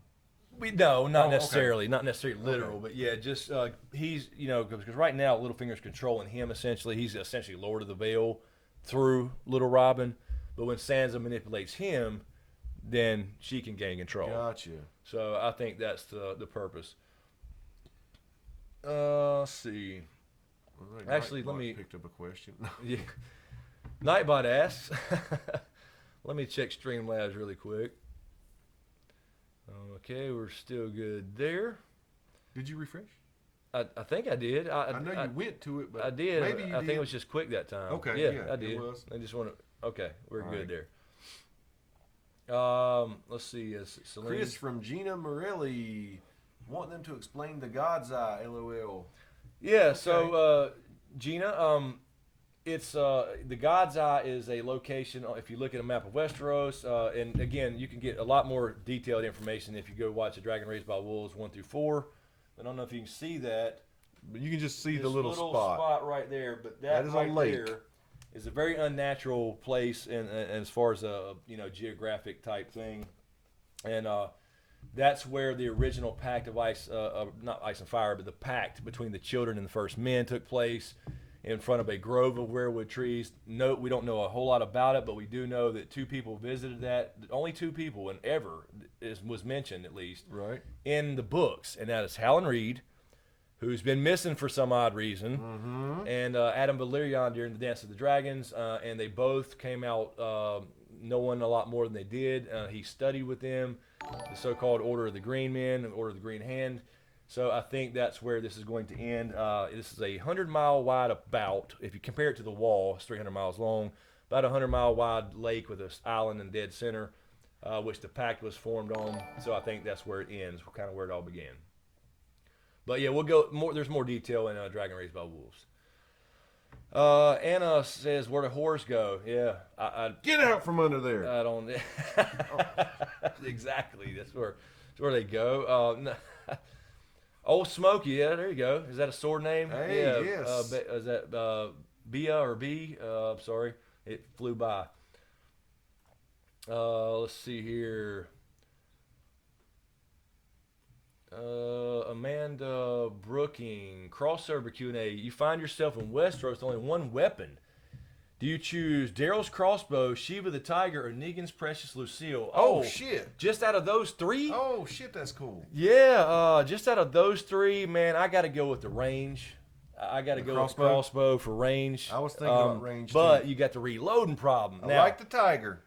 if I can bring in something from another galaxy, I'm telling you right now, I'm taking Yondu shit from Guardians of the Galaxy. Oh, that the arrow. Hell yes. That's the baddest shit. Yeah, if he can just go, and that dude. sumbitch is, I mean, that's a badass weapon. But yeah, out of those 3, I don't know. I'd have to go with the range, I think. But I could take Lucille too, man. Either one. Let's see. What was that? Hey, J-Scar had one right there. Right. Okay. From Doug Stewart. Will yep. Maesters play a serious role, maybe with the bank? A serious role, as in, in the show, only in the sense that Marwyn. I think we're going to see Marwyn, and basically teach Sam about I can't wait to see magic. Marwin. Yeah, I mean, I think in that sense, other than the Maesters as a group, I wouldn't say so, Yeah. because they're really just kind of, we don't believe in that stuff, and then they'll start changing their tune when they see Hell fucking yeah. whites come through Old Town. But yeah, in the sense of Marwin really telling Sam some things and teaching him about magic and maybe glass candles. I don't know if they'd share that in the show or not. That type of thing. Yeah, in that sense for sure. Oh, yeah. Oh, super chat. Karina Hunter, thank you, Oh, Karina. Darth Whiffy. Oh, we got. Flip a coin. I call heads. Okay, Thank you. Thank you, Darth Whiffy. I think he's talking about the reds. Oh, while ago when you yeah, flipped the coin. Melisandre. Yeah. Yeah, exactly. Thank you, Darth Whiffy. Also, Karina Hunter, thank you. Thanks again, Karina. Would Jamie have to find Tywin's Valyrian sword smith? TL and JL, he brought him from Dorne. Only 3, maybe not just to inform us, but also to explain. JL having that info later. Yeah, Tywin's Valyrian swordsmith. Well, they did Tabo Mott in the show. Tabo Mott's Gendry's, blacksmith. You're saying to like reforge? Is that what you're at? It's jumbled together here. I'm not sure if you actually typed it that way or if it screwed it up. Yeah, he says he brought him from Dorne, and only 3, maybe not just to inform us, but also to explain. Having that info later. Yeah, I guess I'm not following what exactly you're asking about. You're asking about Valyrian steel, the guys that Tywin had, and then you have the blacksmiths of Cahor, or in the books, know how to do this stuff. But what do we? I guess I'm. She said maybe not just to inform us, but also to explain Jaime Lannister having that info later. But what are we being? I'm sorry. I guess I'm missing what we're being informed of. Is what I'm saying. How to forge Valyrian how steel, I guess how to forge it, just how to make it in general. Well, forging maybe it, not making it. Not yeah. You know, I was gonna say the swords back together. That's a whole different thing. Yeah, I mean, I think in the show they would just go with Tabo Mott again, perhaps, or Gendry. Gendry could play that role because he studied under him. That would be great. In the books, they have the blacksmiths of Cahor as well. It was kind of different. There was a few people in the book. There's 3 or 4. I think it's 3. I'm not mistaken, in the world that he mentioned. But Tabo Mott, I think it was different in the books. It wasn't him. All right, so I'm making some sense out of this, I think. It says Tywin Lannister told Jaime Lannister he brought him from Dorne, and only 3. Is that what she's saying? Maybe there's only 3 people who can forge it? Yeah, there was that. He mentioned there was only 3 people in the world that knew how to reforge it. Yes. Maybe not just to inform us, but also to explain Jaime Lannister having that info later. Because Jaime Lannister's going to need to, what? Put a sword together? Yeah, I guess reforge his ice or something. Mm-hmm. Yeah, I mean, I guess in the show they would have to stick with that, what he explained before. So right. I would think so. Let's see.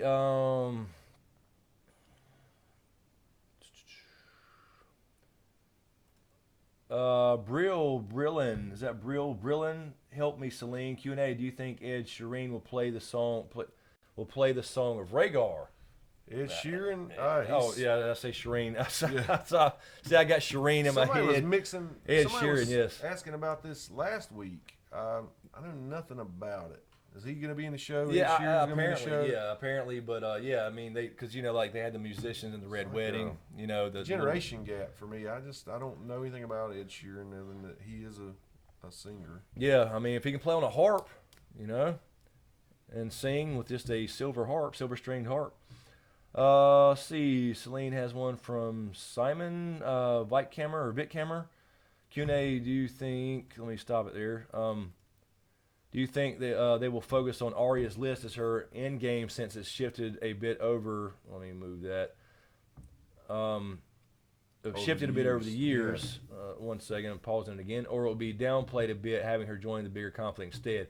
Well, for the show, her list is actually pretty short now. If you think about it, she told her she was with the waif, and she was telling her basically her list, and it was just a couple people left, Cersei, and she had taken the Hound off and everything, and she was asking her why did you, she basically smacked her and said, "Wait a minute, I thought, did you not want him on the list anymore?" So basically, after Walder Frey and Cersei and Melisandre, that's really in the show that's left. I think. So I think once she runs into the Hound or Arya, she'll focus on the main thing. But she'll definitely want to head straight to King's Landing after the phrase. Right. That's a book question. But I think she does. I will say this: I do think she does run into Melisandre.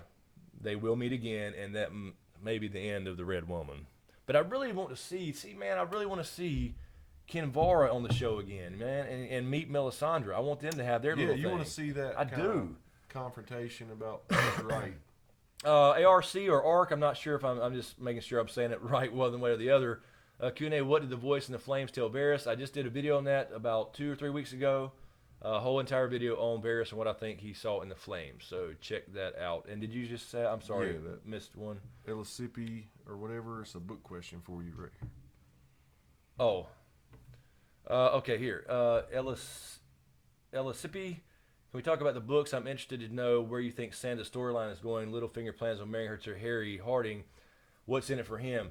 I think Harry's kind of similar to Ramsay in the books. So Ramsay kind of took some of his storyline. So I think his death is what's in it for him. Harry's death.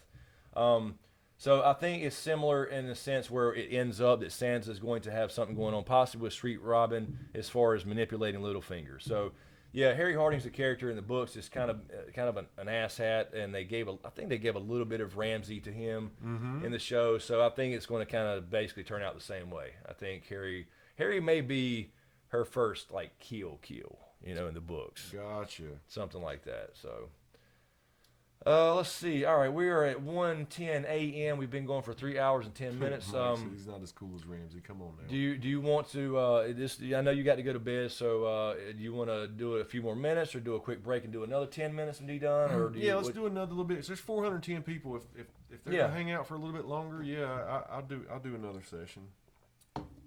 Session after a break or session after break? Okay, yeah. okay. So let's do that. So yeah, we still have 400 some people. Let's do another quick 5 minutes, and we'll get back and do one more session before we get out of here. So thank you guys.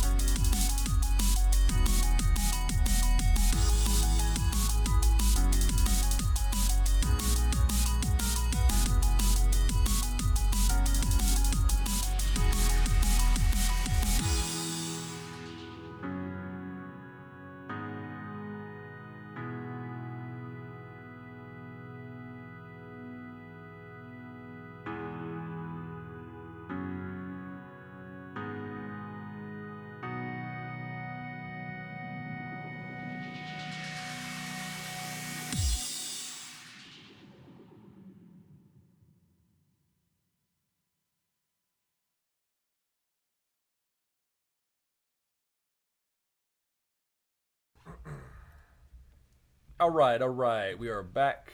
Yes, I think. Yep. Unmuted? Unmuted. Yeah, we're unmuted this time. All right. Let's see. Let me double check Streamlabs. Also, really quickly, I wanted to make sure I thanked. I don't know if you're watching Will Carter and Tina Carter, his wife Tina. Thank you guys so much for help with Con of Thrones. You know what it is. I really appreciate that. Just wanted to give you a shout out, Will Carter and your wife Tina. Thank you so much, man. So much. Big help. Let me double check Streamlabs. Not sure what we missed there, if anything. Let's see. I think we're good. That's still good. Yep. I just double check because I know somehow we've missed a couple. I'm not sure how we're missing, especially those super chats. I mean, they're right there. Super chat came in right before we went to. Yeah. Okay. Darth So we had Omar Williams. Thank you, Omar. You don't have a question there, so I don't know if you wanted a question answered. If you do, feel free to retype that, and maybe Celine can help. And then Simon Vitcam. He came in right before the break. Oh, Darth Whiffy. Okay, sorry. Sorry. Right. Thanks. Thank you, Darth Whiffy. Valyrian swords can be reforged. Sounds like potential light arrows to give me, to me, given the ice treatment. Light arrows. That would be kind of cool. Maybe Valyrian steel, but they could use dragonglass for that. Actually, Sure could. The children actually used to give, I think, 100 dragonglass arrows a year to the Night's Watch, in the book. So. They wouldn't make a very good sword because it's so brittle, but damn good arrowheads. Really good arrowheads. So, yep. Let's see. Omar Williams also, thank you so much. Again, Omar, there's no question there, so I'm not sure if you had a question. If you did, feel free to retype that. Maybe we can find it to Celine or can help with that, or Jay Scar. And also Simon Vickhammer, thank you. Simon. You read Wheel of Time, excited Sony now got rights. I have not. I have not read the Wheel of Time, so I will. I've heard this though. There's so many things I need to check out. So if Sony got the rights, does that mean a movie's coming? Obviously, that means a movie's coming. Man. Yeah, have not read it. So many things we want to check out. We were talking about American Gods the other day. I want to check. I love the idea of American Gods. I definitely want to check that out for sure. If it's good and I enjoy it, I'll start doing videos on it if I can or something. We'll see how that goes.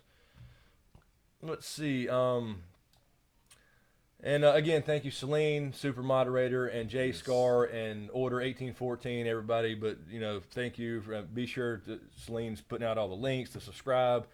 Be sure to subscribe, guys, if you hadn't already. I know a lot of people. I say this every week, but watch without an account, watch YouTube without an account. But it's so important. It helps the channel because when you put up a video, a certain number of subscribers get it, and that determines if the video is going to do any good and grow the channel. So if you hadn't subscribed, be sure to let's read that Bob a Lot one real quick. Go back up a second. All right. Because that's you and Bob a Lot are on the same exact page.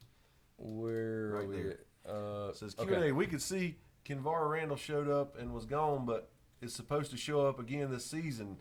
Should be in Fleet somewhere. I also want to see 2 hot red witches with different Azor hides. Yeah, exactly. That's exactly right, Bob. That's my point, man. Is and I hadn't looked at filming news this year to see if like the Kinvara actress is going to be in the show. I haven't even looked at that.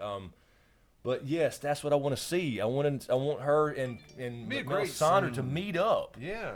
And and say, look, I got Azor Ahai right here. This is the prince that was promised. He came back to life. Yeah. And she's like, I got the mother of dragons, fire made flesh. She's the damn Azor Ahai, and they're arguing about it, and then they mud wrestle. I mean, that's what I want to see. But yeah, that would be an interesting dynamic for real, and I hope she's back. But I honestly hadn't looked. Sarah, I find you guys great. Thank you, Sarah. Thank you so much. Thank you, Stacy27. Support these amazing guys. Jay Scars got from Azil Daily. Do you think Game of Thrones has become cliche about good versus evil? No, I don't think so. I think that's what makes it cool. Yeah, this is what makes it different because you have everybody's gray. There is kind of a good side and a bad side in our minds, but that's the great thing about these POV. It's about perspective. For example, Varys has done some horrible shit. Absolutely. But Varys has done what he believes is the right thing for the realm, bringing a Targaryen back over and maybe Aegon the books, whatever. Littlefinger's done some horrible shit. He thinks it's better for a realm if he's king. Yeah. Now, that's a selfish dickhead perspective. So there are a few straight up evil bastards like Ramsay. But again, it's all about perspective. Like, for example, in the books, we have not gotten the White Walker perspective. There's no Night King. There's no de facto leader yet that we know of. And I like what you said, too, because it's not cliche as far as, like, you know, the good guys wearing black at the wall. Yes. You know? He reversed that on purpose. The Night's Yeah. Watch wears black. They're supposed to be the good guys that guard the realm, and the others are described as beautiful, Right. with armor that reflects everything around them in the I book. think it So avoids cliche. he does avoid cliches. Now, will the story be a little more straightforward than people think? Yeah, I think so. That's the way I approach it anyway. So there are going to be some kind of cliche endings or story arcs or stuff like that. But for the most Some part, things will be literal. Yeah, and exactly. You don't have to read into everything. sometimes a spade's a spade. I mean, that's all there is to it. Let's see. That's a good one for you right there. Q&A from Caleb Conway. If he could only finish one, would you rather George R.R. Martin finish The Tales of Dunk and Egg or get his, was it Silmarillion Fire and Blood? I would choose Dunk and Egg. I thought you'd say Yeah, that. I would choose Dunk and Egg. I mean, I don't know. Yeah, I think I'd go with Dunk and Egg there. I want to see what led up to this, all the things that led up to this. Yes. For sure. And he apparently there's like 10 more of those he's got planned. He's got so much planned, but he does the Fire and Blood thing coming out this fall. And it's like, why is he not writing Winds of Winter? My main focus is Winds of Winter and A Dream of Spring. Right. I'll take all the side stuff after that, but he's gonna do what he's gonna do. Selena grabbed one. It just went on the top. This one, right no, above that one. Right there. okay. ARC. Yeah, ARC again or ARC. I'm not sure which way to say that. Will we lose Winterfell by season 8? Is that Winterfell really means rather than House Stark's words, winter is coming, winter is fallen? I think it's possible. There seems to be this thing where people think there's some kind of magical thing there too, because Bran the Builder raised that as well. Yeah. Looks like the wall possibly storms in, and the high tower at Old Town, by the way, built on the oily black stone, which is a big thing in Essos, and it's a mysterious thing in a shy, supposedly. You've talked about the name though before, as far as Winterfell or something. Yeah, but see, the thing is people take that like, okay, that's where an ice dragon literally fell, Yeah. or that's where the last long night ended, where Yeah. winter, that's what fell. you were talking about. Yeah. But a fell is also an old English word, I believe, for like a piece of flat land. Okay. So winter fell also makes sense that way. Gotcha. So I think it could go both ways. I could see it being important though. Cool. Let's see. Karina Hunter. Let me stop it. Q&A. Ever consider having guests like Mod, Selene, or others guest on your live show now and then instead of James? Not instead of James, keeping him also. It'd be great. I'm moving this so I can see it. There's an arrow in front of it. You could Skype them. It'd be great if you could Skype. Yeah, Karina. I Not a thought bad idea. We've thought about that stuff, and we may do that sometime for sure. Maybe some of you guys or other YouTubers. We've thought about many things, but There's a good one for you. Janine Curtis. Chris, you've mentioned working for Microsoft. Do you watch HBO's Silicon Valley? I do not, Janine. Yeah, I do. I don't watch anything else on HBO right now. So there's so many shows. What's insane about this whole thing being a YouTuber, right, is I don't watch a lot of TV anymore because I can't. You don't. I really It'll don't. be on, but it'll be behind him. Yes. Just kind of for noise or something. Yeah, or usually on mute if I'm editing. But yeah, I haven't seen a lot of others. There's so many things I want to check out, but there's just no time. Let's see. Mia's telling Johnny getting a new mic. Yeah, if somebody's asking about the mic thing, if it's coming out the left speaker only, it's a mono one channel mic. It's just we had to replace the other one. So yeah, there'll be another mic coming to fix that. So we had to go for sound audio, for actual volume over stereo. Let's see. Omar Williams wants to know what's the point of Gilly's baby. Yeah, Jay Scar from Omar Williams. What's the point of Gilly's baby? Has to be a reason. Yeah, I've been conflicted about that because on one hand we saw the White Walkers go after the baby. Yeah. That's when Sam killed one. but it can't be the entire reason they're coming down. They were already active and all that stuff. Right. We don't buy that at all. So I think James actually said, you said the other week when this came up with her, with Gilly being related to the White Walkers, maybe there's something there about communication. Yes. Or something like that with Gilly and Baby Sam. Right. So or some scene where the baby's presence changes how a White Walker interacts with them somehow. There's going to be something. Yeah, and it could be something where it's almost like they come again and they realize, because maybe they were in the moment, didn't catch that they were just going after the baby, and then that happens and they realize, something's going on with that, and that's how they start some dialogue. Right. Or not, even if it's nonverbal. So Cameo's back. Yeah, we're still on. We're still going. There was still 400 something people hanging out. So somebody must have asked when the trailer's coming out, because Stacy27 said when Chris leaves town. Yes. That must be what they asked. You're right. Yeah, I mean, I guess I have to start leaving town and for everything to happen. It's my fault. Let's see. Let's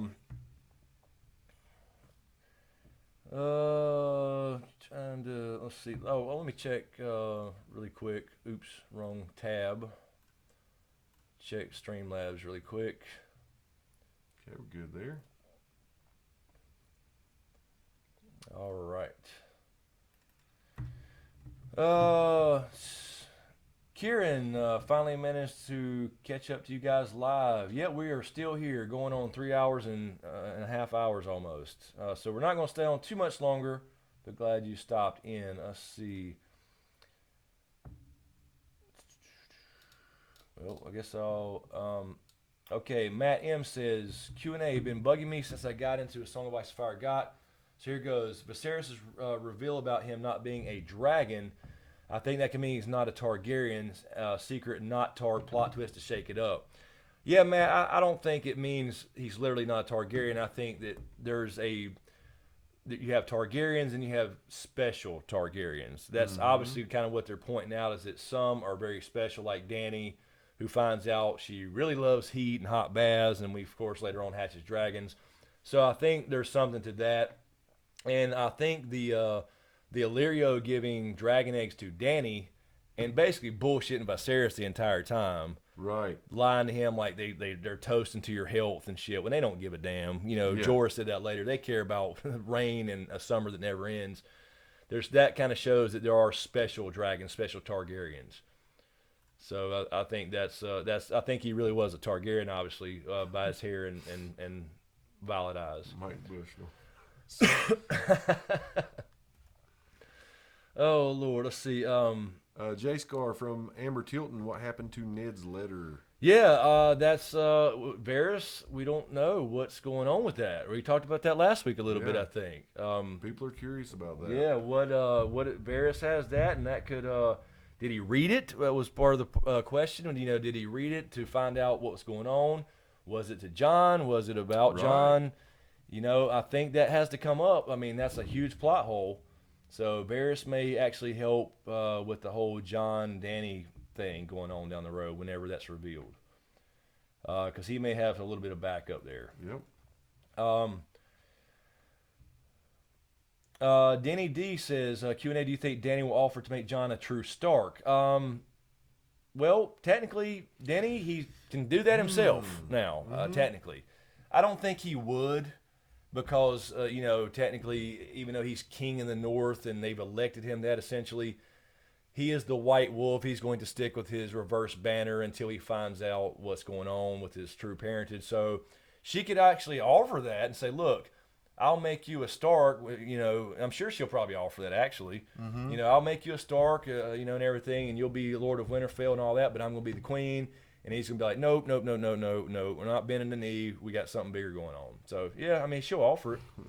Right there. That one. This one here? Yeah.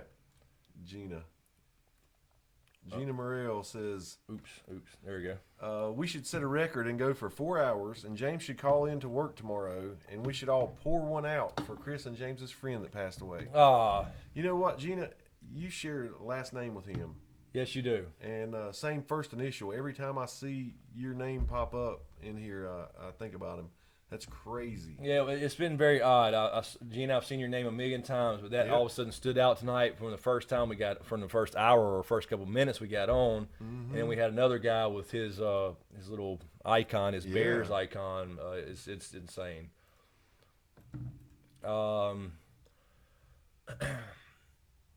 Let's see, Tiger GTR Q&A. Do you think when the wall falls that all of Westeros will hear it? That's a good question. I mean, if there's a horn blown in the sense of the horn of Jormungand or something, maybe, because like the Dragonbinder Hellhorn, people like heard that from everywhere. But I don't know how. I guess we had a huge textile mill in the center of our town. They imploded it, and it rattled our windows a couple miles away. So yeah, but that huge ass wall, yeah. Yeah, I mean that could probably I cause. don't know if all of Westeros would hear it. Yeah, maybe certainly down to Molestown and in that area. I'm sure that'd be a little earthquake there or something, or shake, rattle, and roll. Let's see.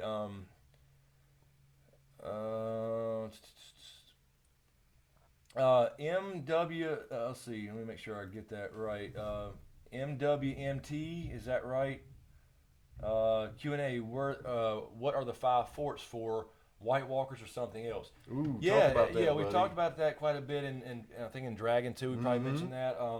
The 5 forts are over in Yeti and Essos, and it's almost like another wall in the sense of it's 5 forts that seem to be protecting that, Essos, the main area in Essos, from like the Red Waste and all that.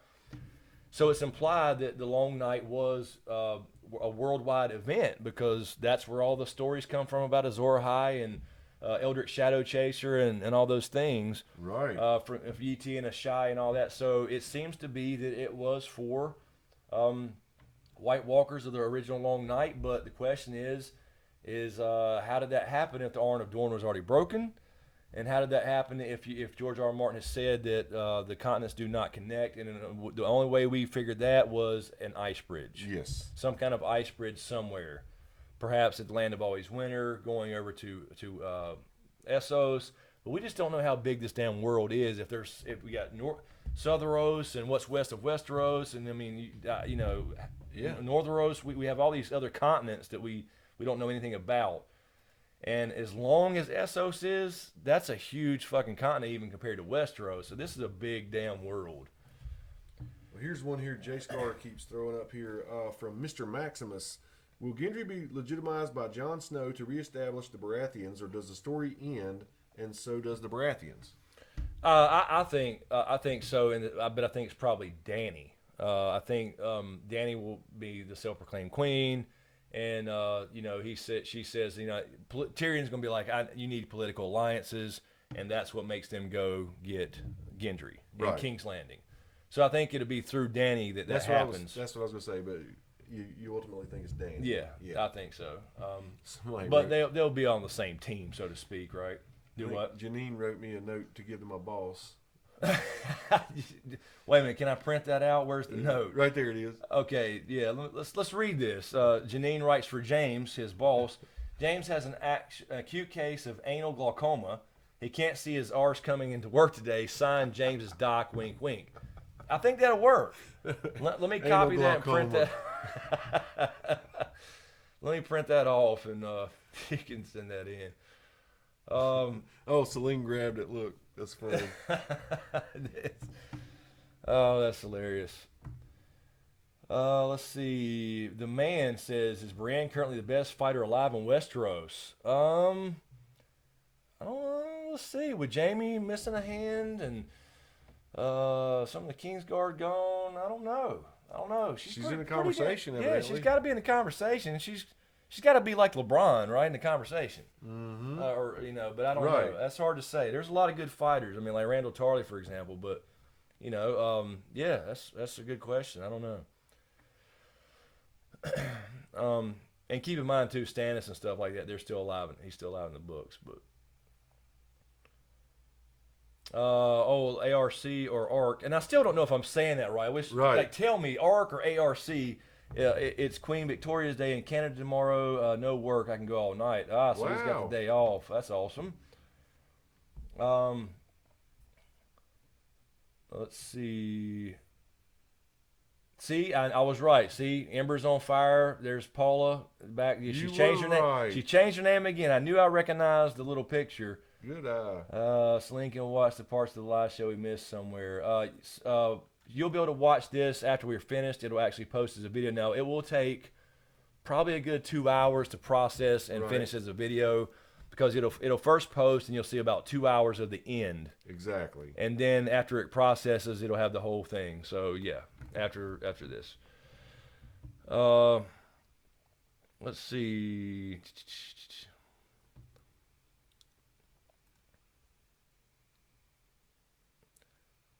Let's see. Q&A from Violent Messiah. Q&A, why does Brienne get a pass for her crimes, treason, murder, and kingslaying? She didn't really do any of that. People think she did, but it was never really proven. And, of course, she's now, they're not really looking for her anymore if you're talking about Renly. Let's see. Q&A, would there ever be a Karina Hunter? Would there be a Bronn versus Brienne situation? That'd be unfortunate. Who would win? Yeah, that would be. But she went up against the Hound too, who was a badass himself. So I don't know. Bronn's a badass too. I'm trying to think. With the whole Jaime dynamic, I don't know if they would have a situation. I guess they could. Because you did have the whole thing with if Jaime's going to stick around Cersei for a little bit longer, there may be a potential for that, but I don't know. It depends on what kind of timing there is there. So I wouldn't think so right off the bat, but I could see it happening. Look at what Will G asks. Did you guys see the movie Get Out? Oh, we just watched that shit last night. Yes, I took the day off for the computer and YouTube yesterday and didn't do a damn thing because of all this last week, trying to get the podcast off the ground. And we watched that last night. I thought it was great. Mm-hmm. I thought it was pretty damn cool. Caleb Conway, Chris and James, what is your favorite all-time movie? Oh man, all time. I got to say Star Wars, but I see everything as a chapter. So Star Wars, that saga for me, that was just, and it was because that, and then The Matrix. Because Star Wars for me was my first movie in the theater. Right. And I mean, that was it. So movie-wise, but there's a lot of good movies, man. I have to categorize them. I do too. You know what I mean? Like Jaws, and then I have Rain Man, Dead Poet Society. I mean, I'm thinking about like The Breakfast Club, from that teenage kind of high schoolish, depends on the genre and the, Sure does. So many classic movies. All right, I guess we'll give this another 5 minutes or so. We'll get it. Grab a couple more questions. We'll grab a couple more questions and get out of here. We're gotta close up shop at some point. Let's see here. Amber's asking, has anyone seen the movie Split? You did see Split. I did not see Split. I really enjoyed that. Yeah, there's an old school right there. And then Polite, The Breakfast Club is amazing. Yes, The Breakfast Club is awesome. It's one of the best movies of all time. It's definitely in my top 5. Anytime I come across it, I have to watch it if it's on. Omar, yes, this is live every Sunday night at 10 o'clock. Yep. And then after the season starts, we might have to make it about 10:15, 10:30, so we can actually watch the show and then set up. Oh, Goodfellas and Shawshank. Yes. I was going to say those two are absolutely in my top. Mike Bushnell, The Last Dragon or Enter the Dragon are my fave films. That's funny. You hear me? If you see the comments, I say show enough all the time, and I've been meaning to order a Harlem Shoguns T-shirt for the last 2 or 3 years. When I play fantasy football, that's my team name is Harlem Shoguns. Yep. Every year. So the Last Dragon is absolutely my favorite. I love old Bruce Lee stuff too, as far as actual Enter the Dragon movies, all that classic stuff. But yes, Last Dragon, absolutely. Pulp Fiction, yes, absolutely. Green Mile, yes. All right, let's take 1 or 2 more and then we'll get out of here. Everybody's probably falling asleep. Let's see, The Monster Squad, Space Jam, I guess you could say. Ellen says she loves you for loving The Last Dragon. Ellen, yes. Last Dragon, Bruce Leroy, and the Harlem Shogun. one of my favorites of all time. I use that little avatar on everything. On all my personal stuff, I've used the Last Dragon. Always. Or the Harlem Shogun. Let's see. Jay Scar's got one more here from Sarah. Well, hold on. I'm Thank losing you, it. Amanda. I'm losing it. It's from Sarah Dale. Dale. Do you think Jon, Dany, and Tyrion killing their mothers has meaning? You just talked about that the other week. I think it's possible. You got to think I brought about the same thing up. Yeah, I mean, you have a lot of people that die from childbirth, but These three main characters. Yeah, there's something to that. Absolutely. But I'm not 100% there yet. I'm not 100%. All right, let's. Yeah, Mike Bush and Bruce Lee. Yeah. You get the glow, man. When I was a kid, man, that's what I was trying to get in martial arts for real. I was like, I'm gonna get the glow one day. Yeah, Karina, he's gonna get back to doing the foreshadowing. We were actually just watching a couple episodes yesterday. Yeah. It's just been a hell of a week, busy. So I'm trying to get back to get all that kind of squared away and get a new routine. All right, so we're going to wrap this up, guys. Celine, I see you have to go now. You have court in the morning, so thank you so much. Thank you, Jay Scar. Thank you. Order 1814. I know he's not here, but thank you guys for moderating. Thank you guys for hanging out. Also, I guess I might have already closed it. Let me.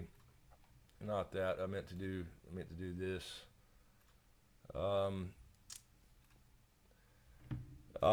So anyway, thanks everybody for hanging out. Be sure to subscribe to the new podcast channel. And again, if some of you guys are here, just in case, I will put this in the links in the description really quick. If you wasn't here earlier on when I talked about it officially, we have the Side Effect podcast now. That is fantastic, guys. The first episode was this week, and I will paste that in the comments here. Go subscribe to that channel. That is the new podcast with me, Val from McCullough's Geek, Rorist, Kevin from the Bat Productions, and Tarzan from Trial by Trivia. It's going to be a lot of fun to do. We're going to do it every week, and it is available on SoundCloud, iTunes, obviously the YouTube channel, as well as Google Play. So check those out. If you like them, please give, if you got use iTunes or whatever, iOS user, you can go rate that on iTunes as well. Would love for that to make the top 100, a new podcast, as well as Google Play. So give those a rate and a like, and it's certainly available on YouTube as well. And on YouTube, they will be segmented, so we get to talk about a lot of other stuff besides Game of Thrones. Yeah. But we always have a Game of Thrones and Star Wars segment, and we'll talk about movies and trailers and other shows, DC, Marvel. So if you don't like one of those things, they'll be segmented on YouTube at least only. And so I'm a one video will be podcast fan junkie, and I rode around all day yesterday listening to that thing, and it is top shelf. Yeah, and it was. I think it turned out pretty. To be our first, I'm pretty proud of. It was pretty fun. It was fun. It was fun to do. So it gives me a chance to not just. Also, for one thing, I get to edit just audio. I don't have to worry about video. Right. But it's fun to do, and it gives me a little chance to hang out with these guys and then talk about some other things too, because I do enjoy Marvel, DC, Cinematic Universe, all that kind of stuff. So check that out and subscribe to that. And again, thanks to everybody for the donation, super chat, as well as as a matter of fact, let me check Streamlabs. Again, the Streamlabs thing is separate, so you have to do that through a separate link. Let me just double check that before we get out of here. Yep, I think we're good. So yeah, thanks guys for everything. Really appreciate all the support, especially right now the way YouTube is and the adpocalypse. So the super chats certainly help, as well as the Streamlab donations are going towards Con of Thrones, so we can get there and have a place to stay and eat and all that good stuff as well. So thank you guys. Good night. Thanks for hanging out, and we'll see you guys next Sunday. Thank you so much.